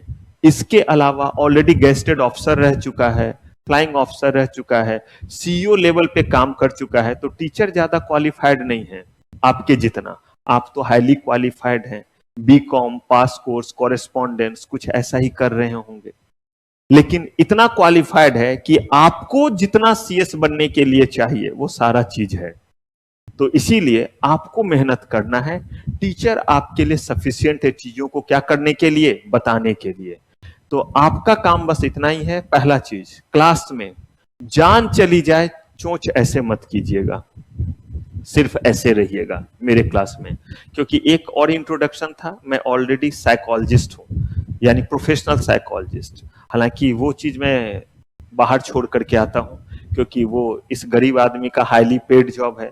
45 मिनट का अगर मेरा कंसल्टेंसी लेना चाहेंगे 25,000 रुपीज लगेगा, 7-8 महीने बाद आपको डेट मिलेगा। यहाँ पे जो मुफ्त में अभी कर रहे हैं वो उस चीज के लिए, तो वो बाहर छोड़ के आता हूं। तो आप बस इतना ही कीजिए कि अपने चीजों को, अपने साइकोलॉजी को सही रखिए, ऐसे मत घूमिएगा ऐसे। दूसरा, क्लास में कोई कुछ पूछे, फोन पेन रखिए, मार दीजिए, मैं देख लूंगा, गर्दन से नीचे मारिएगा ताकि केस ज्यादा सीवियर ना बने। क्योंकि किसी को अगर पूछना है तो मुझसे पूछे, अगर लग रहा है कि कोई बेहोश हो रहा है बस मुझ तक बता करके सर ये गया, उसके बाद हम संभाल लेंगे, आप इधर सुनते रहिएगा। इतना कर लीजिए। इसके अलावा रिवीजन, अगले क्लास से पहले क्या करके आ जाइए, रिवीजन। और एक सिर्फ अगले क्लास से पहले सिर्फ मैंने जो बोला 10 मिनट्स की कौन सी प्रैक्टिस, राइटिंग प्रैक्टिस। इतना ही मांगा या दोनों किडनी मांग लिए पहले ही दिन मैंने, क्या ये बहुत ज्यादा है? अगर इतना आप कर लेते हैं तो मैं गारंटी लेता हूं आप चाह भी लेंगे तो भी जो है वो सीएस नहीं रुकेगा। बस वही बोला, सर चाह लिया, करो तो जरा पास, ऐसे मत रहिए। क्लास में हर बात समझ में आएगी, क्योंकि पढ़ेंगे ही हम लोग उसी तरीके से। क्योंकि पहला ही चीज क्या बोला, क्रिस्टल क्लियर कॉन्सेप्ट, जब तक समझ में नहीं आए आगे मत बढ़िएगा। रीजन, हम हर जगह शॉर्ट नोट्स नहीं पूछेंगे, उस कॉन्सेप्ट पे शॉर्ट नोट्स तो रट्टा मार के रह जाइएगा, उसी जगह केस लॉ क्रिएट कर दिया तो, कमेंट कर दिया तो आप कहिएगा कैसे, देखिए अब हम पहुंच रहे हैं उसी जगह पे। तो हम लोग जो है वो फिलहाल हमला कर रहे हैं इंटेलेक्चुअल प्रॉपर्टी राइट्स पे। 40 मार्क्स का ये है। अब जरा ध्यान से सुनिएगा इन चीजों को, ये है क्या।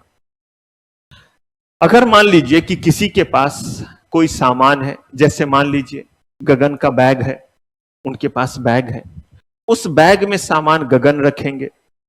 अगर मान लीजिए कि विशाल को भी उसमें सामान रखना है तो क्या करेंगे, रख देंगे या पूछेंगे गगन से, पूछेंगे। क्यों? क्योंकि ये उनका प्रॉपर्टी है। अब जैसे बॉटल है, खुशी के बगल में रखा है, खुशी ने खुशी खुशी बॉटल रखा हुआ है, उस बॉटल में पानी पीना है, कौन पिएंगे, खुशी।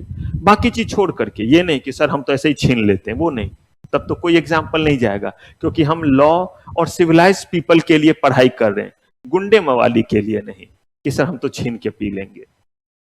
अब मान लीजिए स्नेहा को पानी पीना है, अपना बॉटल नहीं लाई है, तो क्या करेंगे, मांगेंगे कि एक घूंट दे दे। सुन सुन के गला सूख रहा है, उसमें भी कैसे टीचर राक्षस कब से झेल रहे हैं, अभी और कुछ दिन। सुना है प्रोफेशनल में भी ये है, और सुना है कि ये उस बोर्ड में भी है। दे पानी, पीते हैं, कोई ऑप्शन नहीं है। अब अगर ये पानी मांगेंगे तो बताइए मांग के लेंगे या नहीं? अगर खुशी को पीना है तो पूछेंगे, मैं पानी पी रही हूं, पी लूं? स्नेहा से नहीं। प्रॉपर्टी आपका है, आप उसका क्या करेंगे, इस्तेमाल करेंगे, राइट। इसी तरह से आपके पास पेन है, आप लिखिए, किसी और को चाहिए तो आपसे क्या करेगा, मांगेगा। आपका फोन है, आप इस्तेमाल कीजिए, किसी और को इस्तेमाल करना है, भूल गए, पिंकी भूल गई मान लीजिए अपना फोन लाना, उन्होंने, मेघना पीछे हैं, ये क्या है? सोनम। सोनम से जो है पूछा, सोनम एक कॉल करने दोगी? देखिए पूछेंगे या नहीं? अपना फोन रहेगा तो क्या करेंगे? पूछेंगे नहीं, मस्त निकालेंगे, जो कीजिए, रील देखना है, जो करना है, हंसते जाइए, देखते जाइए, जो करना है। ठीक ऐसे ही हमारे पास जो प्रॉपर्टी होता है ये दो तरह के हैं, एक मूवेबल प्रॉपर्टी, एक इमूवेबल प्रॉपर्टी। मकान आपका है, आप रहिए, आप जिसको परमिशन दीजिएगा वो रहेगा या कोई आके रह जाएगा?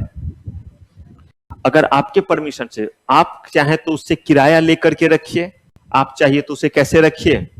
मुफ्त में रखिए, ये आपकी मर्जी है। क्यों? क्योंकि प्रॉपर्टी क्या है? आपका है।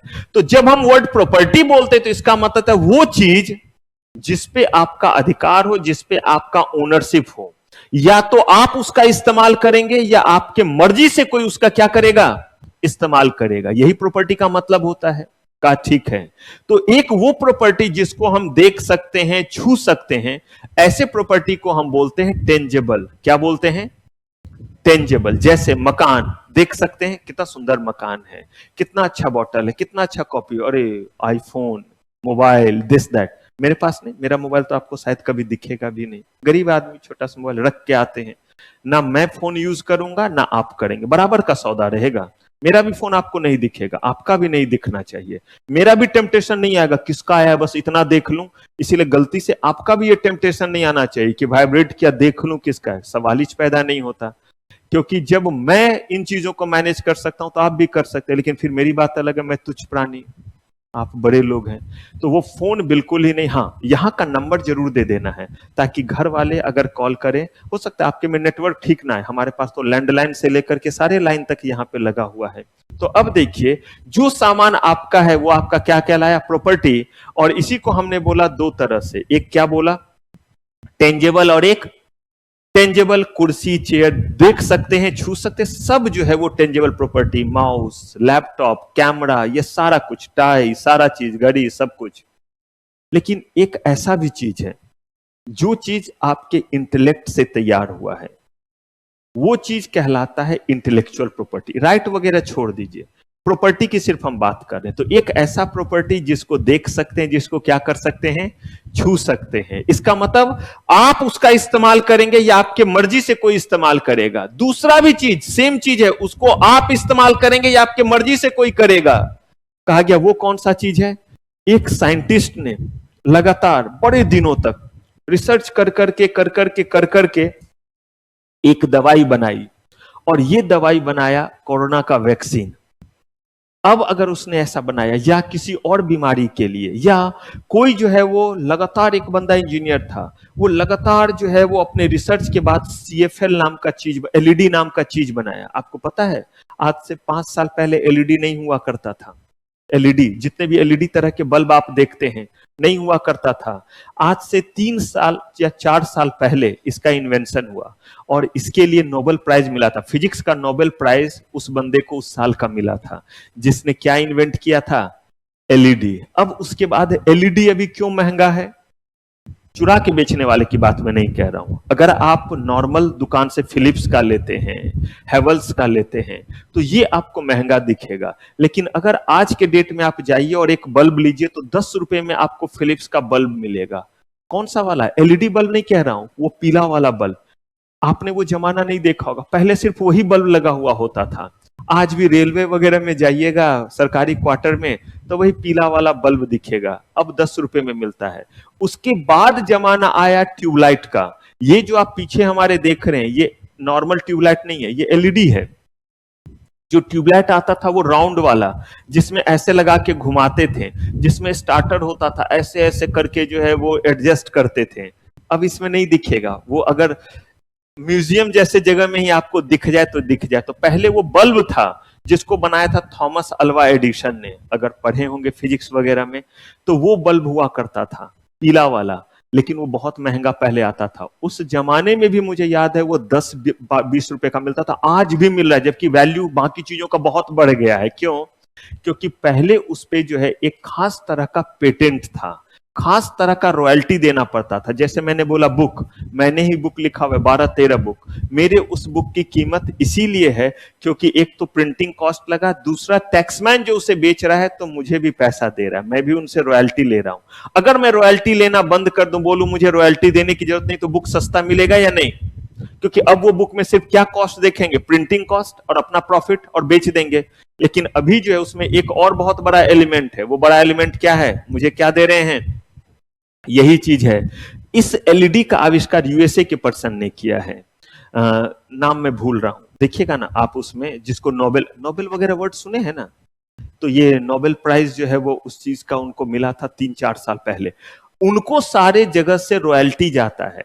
कोई भी अगर उन्होंने जो है वो इस चीज, ये उनकी प्रॉपर्टी हुई ना, उन्होंने रिसर्च किया, दवा बनाया, कोई चीज बनाया, तो या तो वो इस्तेमाल करेंगे या फिर उनके परमिशन से कोई इस्तेमाल करेगा।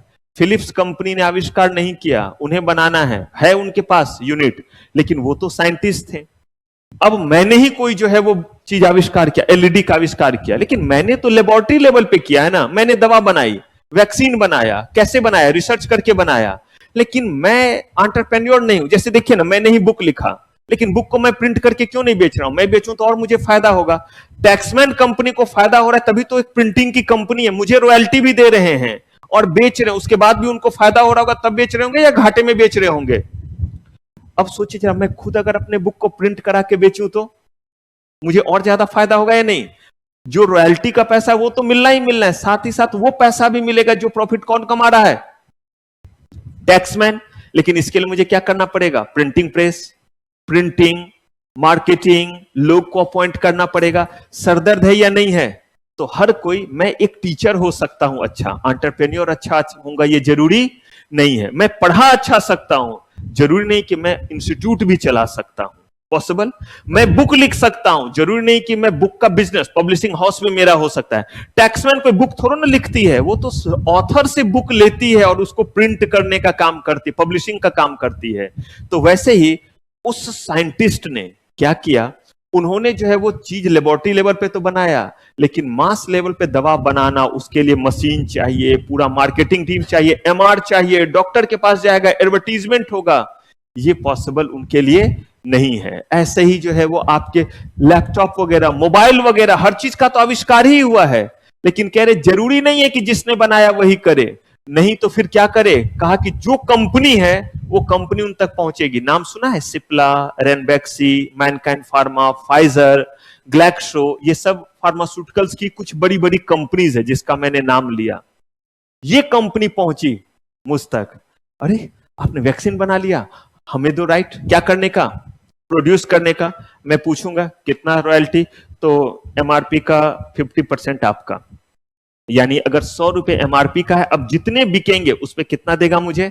50 रुपया मेरा, बाकी में वो बनाना वगैरह सब। तो मैंने बोला ठीक है।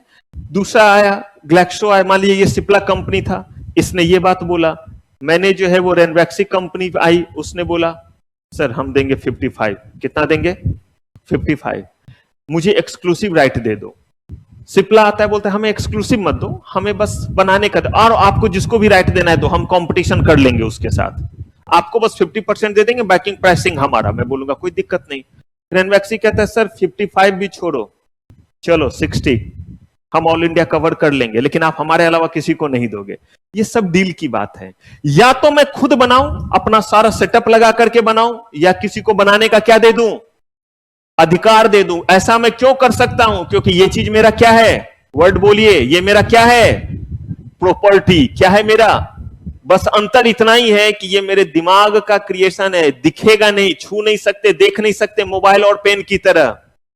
इसीलिए इसको बोलते हैं अपने इंटेलेक्ट से मैंने ये प्रॉपर्टी क्रिएट किया, इसलिए इसको कौन सा प्रॉपर्टी बोलते हैं? Intellectual property. आगे मत जाइए, राइट पे। राइट वर्ड तो बहुत सिंपल है, अधिकार को क्या बोलते हैं? Right. It's very humble request, जो भी वर्ड समझ में नहीं आए बिल्कुल पूछिएगा, मैं कोशिश हर बार करूंगा कि उसको खुद से एक्सप्लेन कर दूं। लेकिन कभी कभी हो सकता है मुझे लगे कि बहुत कॉमन वर्ड था इंग्लिश का, तो शायद आप समझ लिए होंगे। अगर ऐसा कभी भी हो, बेहिचक आप क्या कर सकते हैं? पूछ सकते हैं। तो देखिए, इंटेलेक्ट वर्ड हम समझ गए अपने दिमाग से। अब इंटेलेक्ट से किसी ने क्या किया? दवा बनाया, किसी ने मोबाइल बनाया, किसी ने एलईडी बनाया, कोई जो है वो अलग अलग तरह के चीज जो है बन रहे, खाने से लेकर के हर तरह के चीज में। कहा कि ये जो इंटेलेक्ट से जिस भी चीज को क्रिएट करेंगे वो कौन सा प्रॉपर्टी कहलाएगा? Intellectual property. और प्रॉपर्टी का मतलब ही होता है जिसकी प्रॉपर्टी है उसके पास कौन सा राइट है? या तो खुद यूज करेगा, ये खुद बनाएगा, या किसी को बनाने का क्या देगा? अधिकार। वो इस्तेमाल करेगा या उसके मर्जी से उसका क्या होगा? इस्तेमाल। चाहे कमर्शियल इस्तेमाल यूज हो, चाहे पर्सनल यूज हो, कोई भी चीज उसके ही मर्जी से होगा। इसी को बोलते हैं इंटेलेक्चुअल प्रॉपर्टी राइट्स। लेकिन इंटेलेक्चुअल प्रॉपर्टी को लेकर के हमें कानून क्यों बनाना पड़ा? कहा कि जब तक कोई लॉ नहीं होगा तब तक कोई चीज कॉन्ट्रावेंशन के दायरे में नहीं आएगा। आप बोलिएगा क्या मतलब? कॉन्ट्रावेंशन का मतलब होता है नियम का पालन नहीं करने के लिए कौन सा वर्ड यूज होता है? कॉन्ट्रावेंशन। इसी के लिए वर्ड यूज होता है ब्रीच। ब्रीच का मतलब भी होता है नियम को फॉलो नहीं करना। तो जब आप लॉ को नहीं फॉलो करिएगा तो कहलाता है कॉन्ट्रावेंशन, लेकिन लॉ रहेगा तब ना कॉन्ट्रावेंशन होगा। मान लीजिए कि ऐसा कोई कानून ही नहीं हो, मैंने जो है वो बनाई दवाई, और देखते हैं दवा जब आप बनाते हैं तो दवा में कॉम्पोजिशन लिखना पड़ता है या नहीं रैपर पे? याद कीजिए, पैरासिटामोल इतना एमजी, आइबोब्रूफेन इतना एमजी, अगर उसमें और भी कोई सॉल्ट मिला हुआ है तो सबका लिखा हुआ रहता है। अब तो दवा जब मैं बेचूंगा तो मेरी मजबूरी है, मुझे वो लिखना पड़ेगा। जैसे ही मैंने लिखा दूसरे बंदे ने क्या कर लिया? यही तो बस बताना रहता है। और है क्या पूरे दुनिया में? यही खेल तो है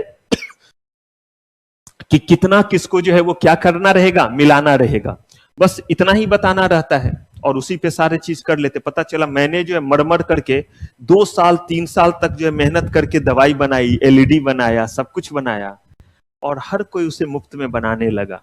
तो मुझे क्या क्या मेरे में मोटिवेशन आएगा? क्या कोई साइंटिस्ट अगला कोई चीज बनाना चाहेगा? क्या समाज को नया नया चीज सोसाइटी को मिलेगा? तो कहा फिर क्या करें? अगर कोई बनाएगा तो हम रोकेंगे कैसे? कहा कोई चीज तभी रुक सकता है जब उसके लिए कानून हो। जैसे अगर कोई मान लीजिए बाइक पे 3 लोग ट्रेवल कर रहे हैं तो ट्रैफिक वाले उनको रोक सकते हैं या नहीं? चलान काट सकते हैं या नहीं? क्यों भाई? बाइक मेरा है, मैं इस पे 3 चढ़ूं या 26 जनवरी का पैरेड करूं, इस पे 50 लोगों को बिठाऊं, मेरी मर्जी। आप कौन होते रोकने वाले? कहा मैं कोई नहीं होता रोकने वाला, मैं लॉ के तहत एक ऐसा पर्सन हूं जो ट्रैफिक एक्ट के तहत लिखा हुआ है कि बाइक पे 3 लोगों का बैठना अलाउड। नियम बना हुआ है तभी ना नियम तोड़ा गया। 3 लोगों को आप बिठाए हैं, क्यों कॉन्ट्रावेंशन हुआ? क्योंकि एक लॉ है जो क्या कहता है 2 से ज्यादा लोग, आप बाइक लेकर के निकले हैं और उस बाइक पे आप जो है वो 2 ही लोग हैं, तब भी पुलिस इस बार रोक रही है। गलत कर रही है, सही कर रही है? गलत कर रही है। आगे बता रहा हूं, हेलमेट दोनों में से किसी ने नहीं पहना है, दोनों ने हेलमेट पहना है, चलान काट सकते हैं? कहा इस बात का तो नहीं काट सकते हैं। नंबर प्लेट का कोई एक डिजिट गायब है, अब इसका मतलब लॉ में लिखा हुआ है कि आगे और पीछे दोनों तरफ क्या लगा होना चाहिए? नंबर प्लेट जो है लगा होना चाहिए। आज के समय में एक और रूल आ गया है नया, जिसपे लिखा हुआ है गाड़ी पे जाट, गुज्जर, ब्राह्मण ऐसा लिखा हुआ नहीं होना चाहिए। आपका रोका गया और आपका चालान काटा गया, तो अब इसको लेकर के बुरा मत मानिए कि मैं ये हूं ये बोल दिया गया। बुरा मानिएगा तो मुझे फर्क नहीं पड़ेगा, नहीं मानेंगे तो अच्छा लगेगा। पढ़ाते वक्त ऐसे ही कोई भी एग्जाम्पल हो सकता है, पर्पस सिर्फ इतना ही है कि एकेडमिकली आप समझ सके। बहुत सारी गाड़ियों पे लिखा हुआ रहता है, लॉ में पहले ये प्रोविजन नहीं था तो आप लिख सकते हो, उसके लिए चालान नहीं कटता था। ये मुश्किल से 1 साल हुआ है ये प्रोविजन आए हुए, अमेंडमेंट हुआ और उसमें प्रोविजन कर दिया गया आप बाइक, गाड़ी, इन चीजों पे जाति जैसा चीज नहीं लिख सकते। बाकी पेंटिंग बनाना है, जो बनाना है वो आप बनाइए, लेकिन जो है वो इस तरह, हाँ लेकिन ऑफेंसिव पेंटिंग भी नहीं बना सकते हैं, वो सब भी है।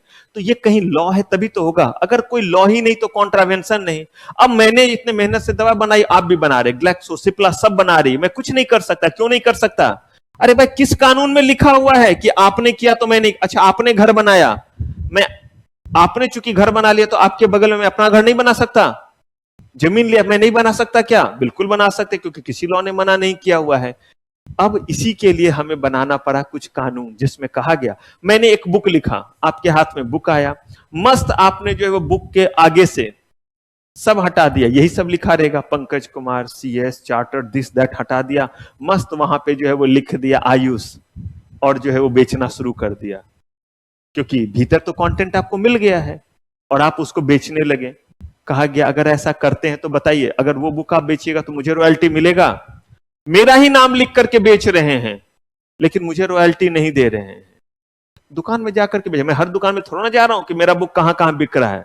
वो तो एक डील होती है जिसके तहत वो मुझे रॉयल्टी देंगे। तो अब अगर आप ऐसा कर रहे हैं तो आपके ऊपर मैं कैसे एक्शन लूं? जब ये चीज अनलॉफुल हो, और अनलॉफुल होने के लिए कोई क्या होना जरूरी है बोलिए? लॉ, कोई लॉ होना जरूरी है। तो जरूरत पड़ी कि चाहे मैंने कोई अपने इंटेलेक्ट से क्या किया, बुक लिखा। और सोचिए, आपने देखा होगा कि कोई मूवी बनाते हैं, मूवी एक बंदे ने मूवी बनाया, कोई उसका तुरंत ट्रांसलेशन कर दिया तो पॉसिबल? अगर ऐसा हुआ तो सामने वाले की तो क्रिएटिविटी गई, करोड़ों रुपए लगाए हैं। ऐसे ही मैंने बुक लिखा इंग्लिश में, कोई उसको हिंदी में लिखना शुरू कर दिया। अगर किसी ने दवा बनाया, कोई दूसरा बनाने लगा। अगर ऐसा कुछ हो रहा है तो बताइए सामने वाले को नुकसान हो रहा है या नहीं?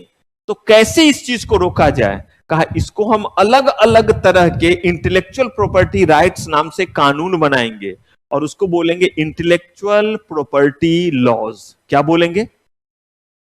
Intellectual property law. क्यों बोला? क्योंकि इंटेलेक्चुअल प्रॉपर्टी से रिलेटेड है, इसीलिए बोला इंटेलेक्चुअल प्रॉपर्टी लॉज। तो ये LAW नहीं बल्कि LAWS है, क्योंकि हमने इंटेलेक्ट को प्रोटेक्ट करने के लिए, अलग अलग तरह के इंटेलेक्ट को प्रॉपर्टी को प्रोटेक्ट करने के लिए हमें अलग अलग कानून बनाने पड़े। क्यों? अगर कोई चीज पेटेंट के दायरे में आता है, इन्वेंशन के दायरे में आता है, तो कहा गया इसको एक कानून बना करके करेंगे जिसका नाम होगा पेटेंट एक्ट। ये भी इंटेलेक्चुअल प्रॉपर्टी लॉज के तहत आएगा। कौन सा एक्ट बना करके? Patent act. और कहा इसमें किस चीज को प्रोटेक्ट करोगे?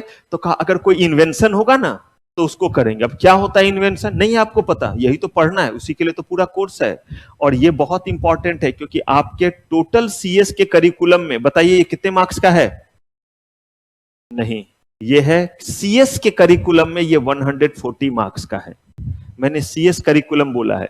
एग्जीक्यूटिव में ये 40 मार्क्स का है और प्रोफेशनल में ये कितने मार्क्स का है? 100 मार्क्स का पूरा एक पेपर ही है। और काम की बात जानिए, इंटेलेक्चुअल प्रॉपर्टी का ऑडिट सिर्फ एक CS कर सकता है, ना CA कर सकता है, ना CMA कर सकता है। और ऑडिट का मतलब होता है गलती ढूंढना। तो गलती कौन ढूंढ पाएगा? जिसको पहले प्रोविजन पता होगा या MV ढूंढ लेगा? ऑडिट तो तब ना कर पाइएगा जब लॉ आपको पता रहेगा। इसीलिए ये और इंपॉर्टेंट हो जाता है। पहले नहीं था, पहले आपके पता है कोर्स में कितने मार्क्स का ये हुआ करता था? पूछिए पूछिए, 5 नंबर का। अब है 140 मार्क्स का। ये क्यों है? क्योंकि गवर्नमेंट ने कहा कि हम CS को तब देंगे इसका ऑडिट जब आप अपने CS कोर्स में इसको डेप्थ में पढ़ाओगे, तब ये हमें मिला है। और ये और किसी को नहीं मिला, ये ऑडिट सिर्फ एक CS को मिला है। क्योंकि हमारे कोर्स में 100 कितने मार्क्स का हमने डाला और हमने अपना करिकुलम बना करके पेश किया गवर्नमेंट को, तब उन्होंने बोला हाँ। क्यों CA को फाइनेंशियल ऑडिट मिलता है? अपना करिकुलम में उन्होंने रखा हुआ है अकाउंट उतना ज्यादा, आपको नहीं मिलता है फाइनेंशियल। इसीलिए एक CS को ना अकाउंट के लिए जाना जाता है, साफ साफ बता दूं, ना टैक्स के लिए। तो ये जो 2 पेपर है, इसके अलावा ही पेपर के लिए आपको जाना जाता है, जिसमें आप बोलते हैं ना ये ना मुश्किल है, मजा नहीं आ रहा है, तो लीजिए मजा कहीं और घूम घूम करके, फिर जॉब नहीं मिलने वाला है। आपकी पहचान रियल में जो है वो लॉ से है, कॉर्पोरेट लॉ को, ये सब कॉर्पोरेट लॉ के तहत आता है। ऐसा ही उनको नहीं मिलता है सेक्रेटेरियल ऑडिट, सेक्रेटेरियल ऑडिट आप ही को मिलता है ये भी। और कंपनी में एक CA का होना जरूरी नहीं है, कहीं लॉ में नहीं लिखा हुआ है, लेकिन लॉ में लिखा हुआ है एक CS का कंपनी में होना जरूरी है अगर पेड अप कैपिटल 10 और उससे ज्यादा CR का हो रहा है तो। अब आप सोचिए किस तरह का चीज है। वैसे ही यहां पे कहा गया कि हमने जो है वो पेटेंट के लिए क्या बोला? पेटेंट का मतलब हुआ कुछ इन्वेंशन का चीज हुआ तो किस दायरे में रखा उसको? पेटेंट एक्ट बना करके। फिर ऐसे ही कोई बुक लिखा गया, कहा इसको कैसे रखें, ये वहां फिट नहीं हो रहा है, तो बोला इसको कॉपीराइट में। मूवी किसी ने बनाया, बहुत अच्छा म्यूजिक वगैरह, या किसी ने दूसरे को बर्बाद करने के लिए बड़ा अच्छा वो क्या बोलते हैं रैपिंग, तूने मुझे मारा मैं भी तुझे मारूंगा, कूल ना माकूल डूड, ऐसे करके नहीं करते रहते हैं क्या, ऐसे ऐसे और बोलते रहते हैं। कहा ये भी कॉपीराइट के दायरे में आता है, क्योंकि ये नहीं कि उसने ऐसे ऐसे किया अब आप भी खड़े होकर के वही चीज करेंगे, नहीं, रैमिंग जो भी करते रहते हैं। ये चीज बेसिकली कॉपीराइट के दायरे में आता है। आपने बहुत अच्छा स्टेज परफॉर्मेंस किया है, मैजिक शो वगैरह दिखाया है, कॉपीराइट के दायरे में आता है। मैच वगैरह का ब्रॉडकास्ट हो रहा है, आईपीएल वगैरह हो रहा है, करोड़ों रुपए लगाए जाते हैं। क्यों लगाए जाते हैं? कॉपीराइट के तहत उसका ब्रॉडकास्ट जो है वो प्रोटेक्टेड है। कल के डेट में मैच कोई दिखलाना है, जो लास्ट मैच था, विराट कोहली रो रहे हैं, खुश हो रहे हैं, जो भी है वो सीन सब कोई नहीं दिखा सकता है। उसके लिए क्या करना पड़ेगा? उससे परमिशन लेना पड़ेगा जिसने उस चीज का स्पॉन्सरशिप लिया था। तभी तो कंपनी स्टार स्पोर्ट, 10 स्पोर्ट्स आपको जो दिखा रहे होते हैं, वो इतने पैसे क्यों बीसीसीआई को या जिस भी को देते हैं, एजेंसीज को क्यों देते हैं? क्योंकि उतने दिनों तक का उनका कॉपीराइट रहेगा। और इस लॉ के तहत दिया हुआ है कि कितने दिनों तक रहेगा, उतने दिनों के बाद फिर कोई भी उसका यूज कर सकता है। मेरा बुक है, कितने दिन तक मेरा, जो बुक पुरानी हो जाती है वो सस्ती मिलने लगती है। जो इलेक्ट्रॉनिक्स चीज की कीमत क्यों कम हो जाती है? इलेक्ट्रॉनिक चीज की कीमत तो और बढ़ते जाना चाहिए। चावल दाल देखिए कितना महंगा, लेकिन जितने दाम में पहले ब्लैक एंड व्हाइट टीवी मिलता था, उससे कम दाम में आपको कलर टीवी मिल रहा है। अब तो ब्लैक एंड व्हाइट टीवी भी नहीं दिखेगा। पहले कलर टीवी, ये वोल्डर वाला टीवी, ऐसे कैथोड रे टीवी बोलते थे, आज कितना स्लिक वाला दिखता रहता है मॉनिटर। पहले याद है हमारे पास भी मॉनिटर हुआ करता था, ये ऐसे करके कंप्यूटर का मॉनिटर। अभी देखिए ना, मॉनिटर ही तो है, इतने ही दूर में 2-2 3-3 रखा हुआ है। ये बेसिकली जो है वो क्या चीज, और इसके दाम आप देखिएगा उससे भी कम है। ऐसा इसीलिए क्योंकि पेटेंट का एक लाइफ होता है, उतने दिनों के बाद उस पर पैसे नहीं मिलते हैं। पढ़ेंगे आगे, 20 ईयर्स होता है। इसीलिए जो नया चीज आता है आपका, वो ज्यादा महंगा, फिर उसके बाद वो क्या हो जाता है, इलेक्ट्रॉनिक्स वगैरह एकदम सस्ता होने लगता है। तो कहा कि पेटेंट, कॉपीराइट, ये बात तो समझ में आ गया। ऐसे ही ट्रेडमार्क, आप कहीं देखते हैं इस तरह का कहीं टिक लगा हुआ है, ये टिक देखते ही दिमाग में क्या जाता है? नाइकी। अगर आप कहीं पे ये वाला सिंबल देखते हैं, मैं उतना अच्छा आर्टिस्ट तो नहीं हूं, लेकिन देखिए आप कुछ शायद कॉरिलेट कर पाए। ये देख के कौन सी कंपनी का ध्यान आता है? मर्सिडीज कार का जी आगे जो लगा रहता है। ऐसे ही आप किसी गाड़ी में ये वाला ऐसे करके छल्ला देखते हैं, ऑडी का। ऐसे ये सब तो सिंबल से आप समझ जा रहे हैं। वैसे ही आप जंप करता हुआ पैंथर देखते हैं। अगर जो है वो उसमें पैंथर नहीं है, जैगवार गाड़ी में क्या नाम, क्या कौन सा एनिमल में भूला, लेकिन अगर आप शूज वगैरह में देखते हैं तो पुमा, प्यूमा बोल देते हैं। तो जैगवार का भी उसी तरह से थोड़ा अलग सा है, वो शायद शेर वगैरह है। और इसमें जो पैंथर को उसने लिया।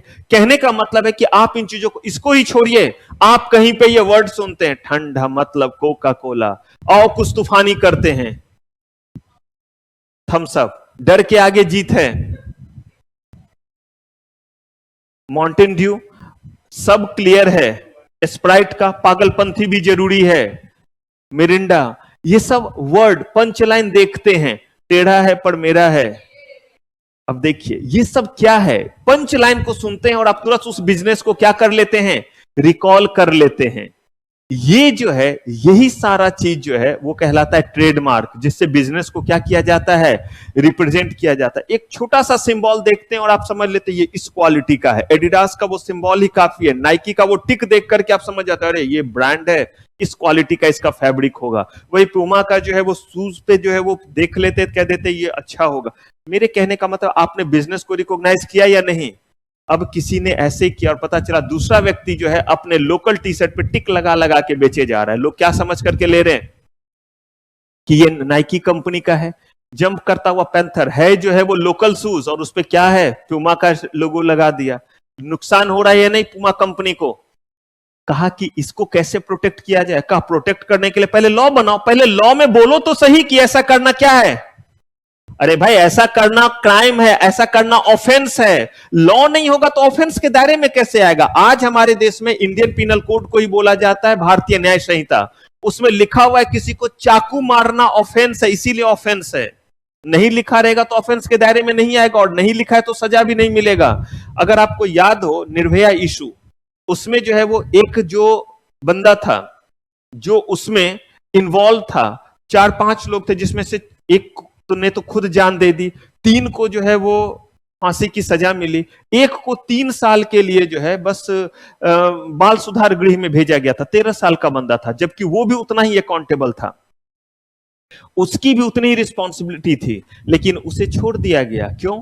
क्योंकि हमारे उस समय इंडियन पीनल कोड में यही लिखा हुआ था कि 13 साल 18 साल से कम के बंदे को इससे ज्यादा की सजा ही नहीं मिल सकती है। उसके तुरंत बाद लॉ में चेंज किया गया, लेकिन जब तक नहीं है तब तक तो नहीं मिलेगा, कॉन्ट्रावेंशन के दायरे में नहीं है। तो वैसे ही पहले बनाइए तो कानून कि किसी का कोई चीज कॉपी करना अपराध है, ये सजा मिलेगी। उसके लिए कौन सा एक्ट बना?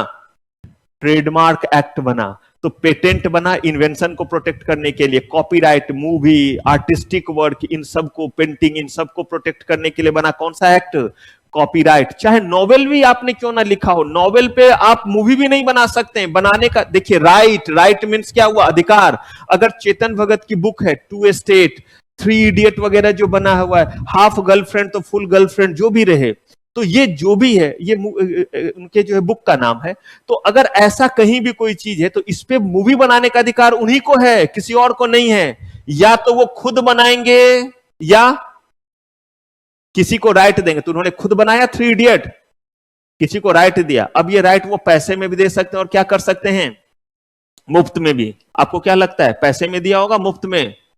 जबरदस्त पैसे लेकर के अपने 3-3 नॉवेल पे उनकी मूवी बनी हुई है। और उसी में उन्होंने बाद में थोड़ा सा इशू क्रिएट किया कि ना मुझे पूरा क्रेडिट नहीं दिया गया। इसको लेकर के लॉ में गए थे, मतलब कोर्ट ऑफ लॉ में गए थे कि थ्री इडियट में मुझे उतना क्रेडिट नहीं दिया गया। जज ने बस इतना ही पूछा, आपके बीच में क्या कॉन्ट्रैक्ट हुआ था कि इस पे मूवी बनेगा, कितने पैसे? इतने पैसे मिले आपको? एकदम। कब मिला? मूवी बनाने से भी पहले मिल गया। और क्या उन्होंने बोला था? और कुछ नहीं बोला था। आपने कुछ और बोला था? नहीं। तो अब क्या लेने आए हैं? क्रेडिट। मूवी हिट हुई, प्रोड्यूसर अपना सारा रिस्क लिया, आपको भी पैसे दे रहा है, डायरेक्टर को भी दे रहा है, सारे एक्टर्स को दे रहा है। हिट हुआ तो हिट हुआ, वरना सही में आटा माजी सटकली तो प्रोड्यूसर का होता है। उस फ्लॉप हो गया तो एक्टर के पैसे मिलते हैं या नहीं? डायरेक्टर को, सबको मिलते हैं। सिर्फ लुटता कौन है? प्रोड्यूसर। तो कोर्ट ऑफ लॉ ने बोला कि उन्होंने आपका नाम तो लिखा है कि based on the book of what, Chetan Bhagat, और क्या चाहते? थोड़ा और हाईलाइट करते, ये मिला। हाँ, तो इसी के लिए तो डील हुई थी। ये बेसिकली इशू आया था। ऐसे ही जो है वो ट्रेडमार्क, जब ट्रेडमार्क जैसा चीज हमने बनाया तो पता चला कि मर्सिडीज जो अपना ट्रेडमार्क लगाता है, मारुति अपने वाले पे लगा के बेच रहा है। लोग मिसगाइड होंगे या नहीं? और अगर वो ऐसा करेंगे तो माना जाएगा किस एक्ट का? इन्फ्रिंजमेंट। इन्फ्रिंजमेंट का मतलब होता है उल्लंघन, कॉन्ट्रावेन करना। किस एक्ट का? ट्रेडमार्क का। मेरा बुक आप मेरे परमिशन के बिना बना रहे, बेच रहे हैं, इन्फ्रिंजमेंट हुआ या नहीं? किस एक्ट का? टैक्समैन बेच रहा है, क्या इन्फ्रिंजमेंट है?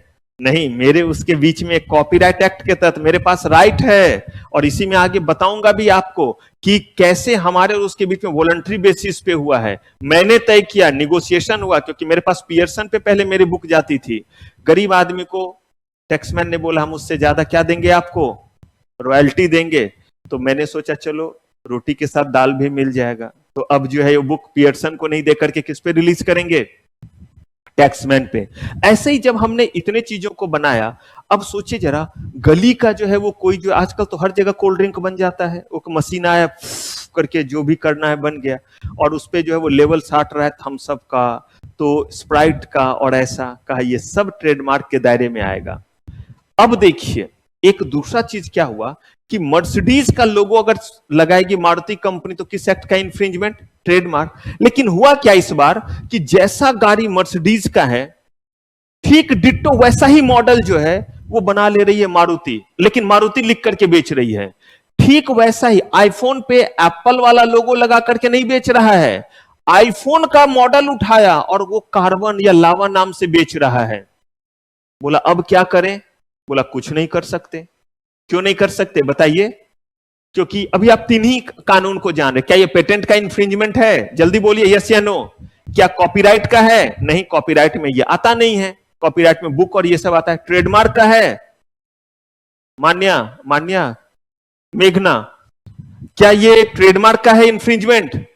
नहीं। ट्रेडमार्क का इन्फ्रिंजमेंट तब होता जब कंपनी का नाम लावा होता और उस पर कटा हुआ एप्पल का क्या रहता? लोगो, है ना? एप्पल का देखे हैं ना लोगो, ऐसे करके हाफ कटा हुआ एप्पल का रहता है। तो कह रहे ऐसा होता तब होता, लेकिन इस बार उसने क्या किया है? नाम लिख रहा है लावा, नाम लिख रहा है कार्बन, और डिट्टो डिजाइन किसका है? और ये सही का केस है। लावा कार्बन आपको नहीं दिखता होगा, अब कम दिख रहा है। एप्पल कंपनी ने केस फाइल किया, तब से उनका जो है मार्केट ना के बराबर हो गया। नहीं तो पहले कार्बन कंपनी का बहुत मोबाइल चलता था। ये डिट्टो क्या करती थी, आईफोन का ठीक कॉपी, लेकिन आईफोन लिख करके नहीं बेचती थी। क्या लिख करके? कार्बन। लेकिन जब आपके हाथ में होगा तो सेम चीज। कहा इसके लिए कौन सा चीज, तो इसके लिए हमने लाया कौन सा? एक डिजाइन। जैसे शूज पे टिक लगा करके बेचना, और नहीं है नाइकी का, किसका इंफ्रिंजमेंट? ट्रेडमार्क का। लेकिन अब जो है वो नाइकी कंपनी का जैसा शूज है, बिल्कुल डिट्टो वैसा ही शूज, बलबीर द फैशन नाम लिख करके बेचना, किसका? डिजाइन का। मर्सिडीज का छल्ला, मर्सिडीज का वो स्टार लगा करके मारुति कंपनी जो है वो अपना प्रोडक्ट बेच रही, किसका इंफ्रिंजमेंट? ट्रेडमार्क का। सुजुकी, मारुति सुजुकी नाम से सुजुकी लगा करके ही बेच रही है, लेकिन डिट्टो वही मॉडल है जो मर्सिडीज और ऑडी का था, वही वाला मॉडल बना करके बेचे। अब किसका इंफ्रिंजमेंट? तो डिजाइन बनाया गया।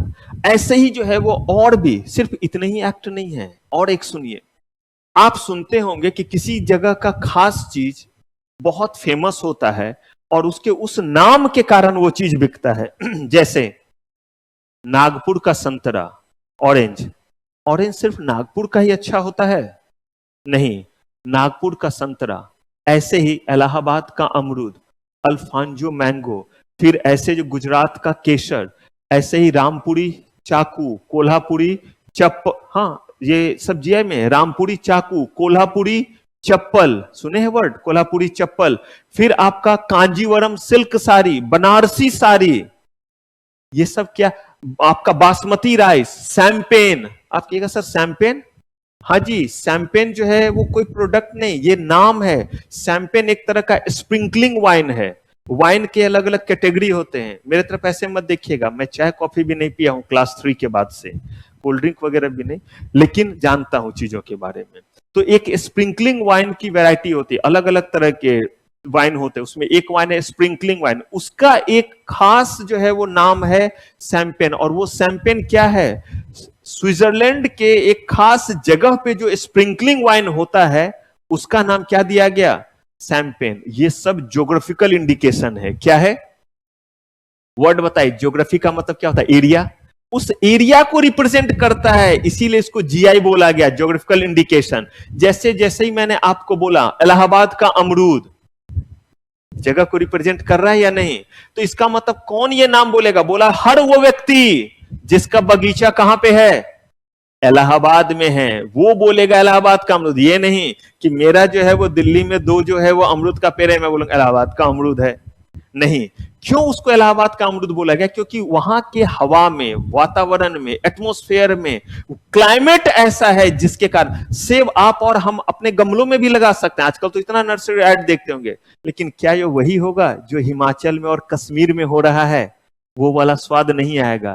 तभी तो उसको बोलते हैं ज्योग्राफिकल इंडिकेशन, जीआई जैसा चीज बोलते हैं। वही शैंपेन, स्प्रिंकलिंग वाइन हर जगह बन रहा है, लेकिन शैंपेन नाम सिर्फ तब होगा जब स्विट्जरलैंड के उस खास एरिया में बनता है वो स्प्रिंकलिंग वाइन, क्योंकि वहां ऐसा एटमॉस्फेयर है। बनारसी साड़ी बहुत जगह लोग बना सकते हैं, नहीं, जो बनारस में वहां पे जो थ्रेड वगैरह में वो चीज आता है उसके कारण।